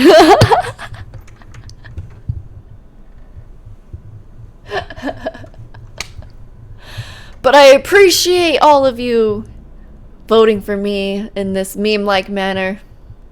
And with that, I give the presidency over to you!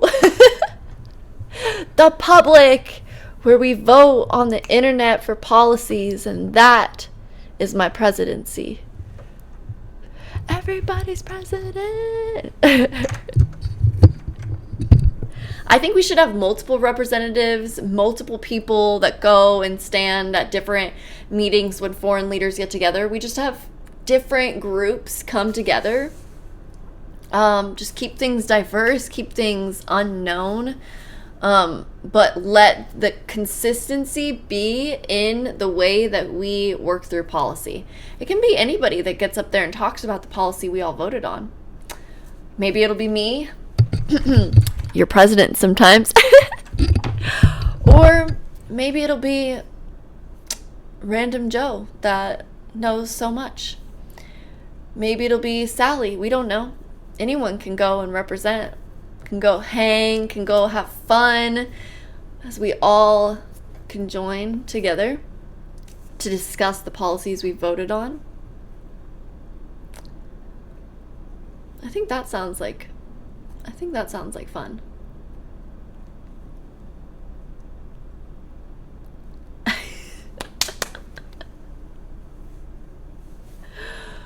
For real.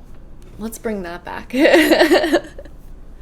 Let's not know who the next person is going to be that shows up to represent us. And it be okay. It can be anybody, because we've already represented ourselves through policy debate online. Might be a clown. It might be a businessman. It might be a swimmer, a diver. It could be, a dog even, a monkey. Teach a monkey to speak, and they can, discuss what the policies were that we decided on. I think that would keep it fun. Live from Georgia. Let's get rid of this. I'm about gone crazy over this 1 hour long bullshit ass debate. The idea! I needed to use that while I was speaking as my first speech as president. It is now time for the candidates to deliver their closing statements as predetermined by a coin toss. We're going to begin with you, President Biden. Significant progress. We've made significant progress from the debacle that was left by President Trump in his last term. We found ourselves in a situation where, number one, I know. we have to make sure that we have a fair tax system.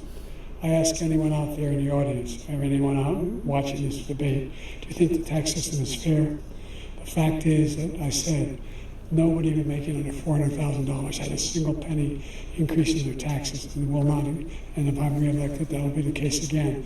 But this guy has increased your taxes because of the deficit. Number one, he's increased inflation because of the debacle he left after the way he handled the pandemic. And he finds himself in a position where he now wants to tax you more by putting a 10% tariff on everything that comes into the United States of America. What I did, for example, he wants to get rid of the ability of Medicare for us to be able to negotiate drug prices with the big pharma companies. Well, guess what? We got it down to $35 for insulin instead of $400.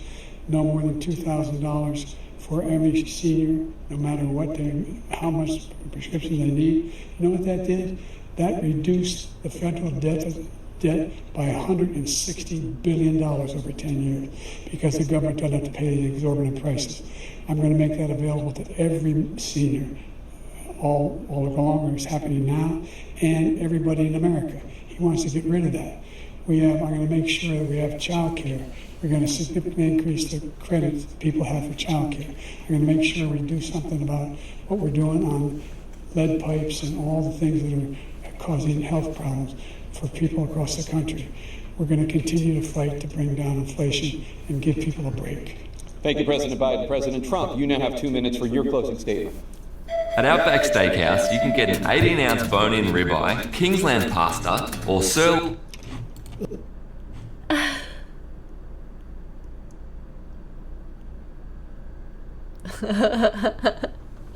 For real. Like so many politicians, this man is just a complainer. He If they were said, being real we want ones. to do this, we want to do that, we want to get rid of this tax, that tax. But he doesn't do anything. He doesn't do, all he does is make our country unsafe by allowing millions and millions of people to pour in. Our military doesn't respect him. We look like fools in Afghanistan. We didn't stop Israel. It was such a horrible thing that would have never happened. It should have never happened. Iran was broke. Anybody that did business with Iran, including China, they couldn't do business with the United States. They all passed. Iran was broke. They had no money for Hamas or Hezbollah, for terror, no money whatsoever. Again, Ukraine should have never happened. He talks about all this stuff, but he didn't do it. For 3.5 years, we're living in hell. We have the Palestinians and we have everybody else rioting all over the place. You talk about Charlottesville. This is 100 times Charlottesville, 1,000 times Charlottesville. The whole country is exploding because of you, because they don't respect you, and they have to respect their president, and they don't respect you throughout the world. What we did was incredible. We rebuilt the military. We got the largest tax cut in history, the largest regulation cut in history. The reason he's got jobs is because I cut the regulations that gave jobs, but he's putting a lot of those regulations back on. All of the things that we've done, nobody's never seen anything like. Even from a medical standpoint, right to try, where we can try space-age materials instead of going to Asia or going to Europe and trying to get when you're terminally ill. Now you can go and you can get something. You sign it up. Oh my god, that's such a good perspective. Like, he's just opening and closing, like, worlds, like portals. Like, he's just, like, sharing something with you and then closing it off real quick. It's a magic trick. Okay, I can't relate to what you just said. Document. They've been trying to get it for 42 years. But you know what we did for the military was incredible. Choice for our soldiers, where our soldiers, instead of waiting for 3 months to see a doctor, can go out and get themselves fixed up and readied up and take care of themselves, and they're living. And that's why I had the highest approval rating in the history of the VA. So all of these things, we're in a failing nation, but it's not going to be failing anymore. We're going to make it great again. Thank you, former President Trump, President Biden. Sell online and grow your business with Wix e-commerce.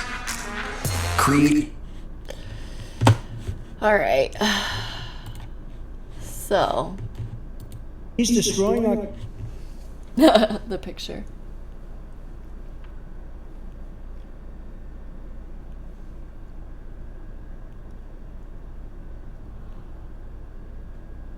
Oh.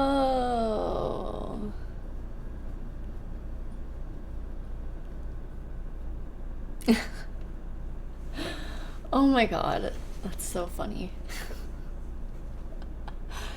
That's probably for real. Like, he probably is doing it on purpose. And yeah. Wow. Thanks for joining me in this. I've thoroughly enjoyed having you in my chat. This was, you know,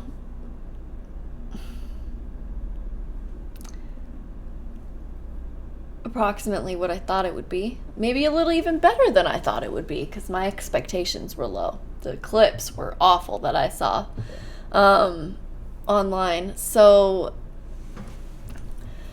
yeah, I think essentially this debate was a disgrace to what this position's supposed to be.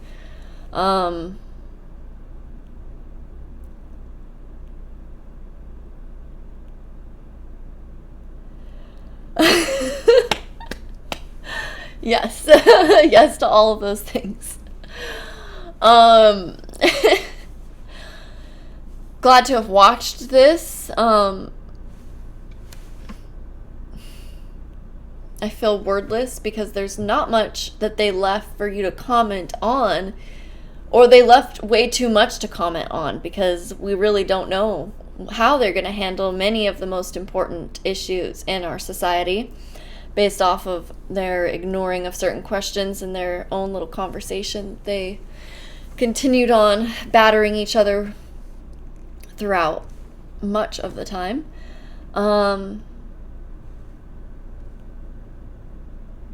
These are the people that we have to vote for here in America. I think that we as Americans need to not let this happen.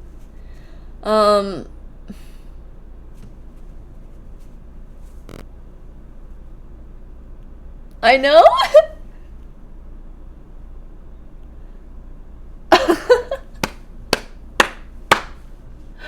For real. Oh my god. And like Trump's like, oh no, is he gonna eat my chicken nuggets? Like but ultimately I think that what this debate shows to me is just a confirmation of, I think I might have said earlier on in the video, this country is not run by our president. There are many other peoples, large amounts of them unelected, that are running our country, that are making the big decisions. And these are the goofballs that we have to watch and meme about here on Twitch.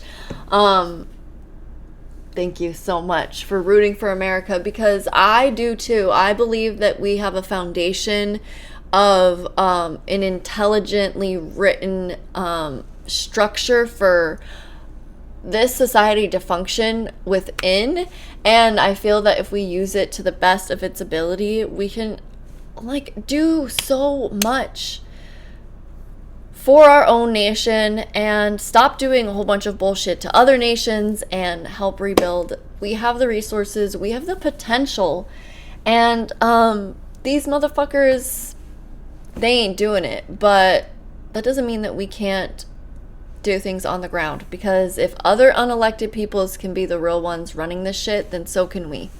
And we are. Because never forget that this is a small amount of people. The government is a small amount of people compared to the majority. We are the majority. We have the power.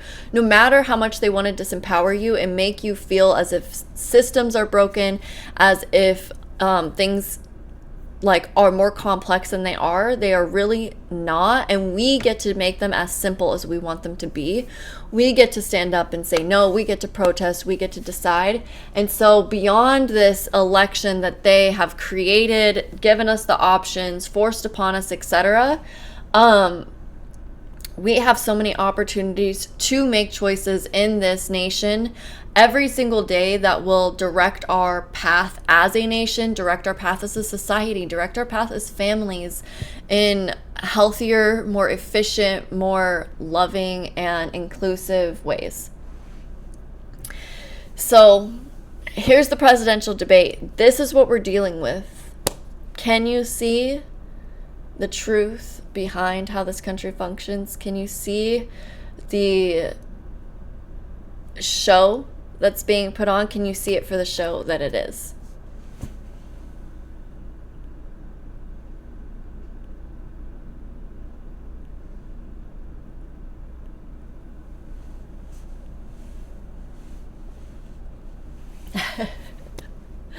Well, I am glad that you are doing well because of us. I'd rather have anyone doing well because of us than poorly because of us, because Lord knows that's happening a lot.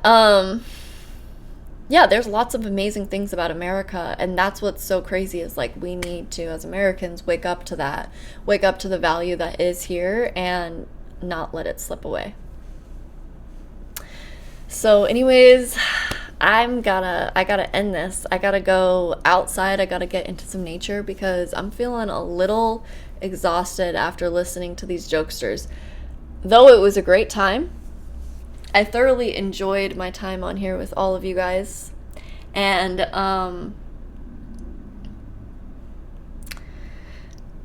we'll see you in another live stream. Who knows what we're going to be talking about next? Anything from politics and society to that deep nature knowledge. So, join me, your meme elected president, according to my lovely chat member. All right. Peace out.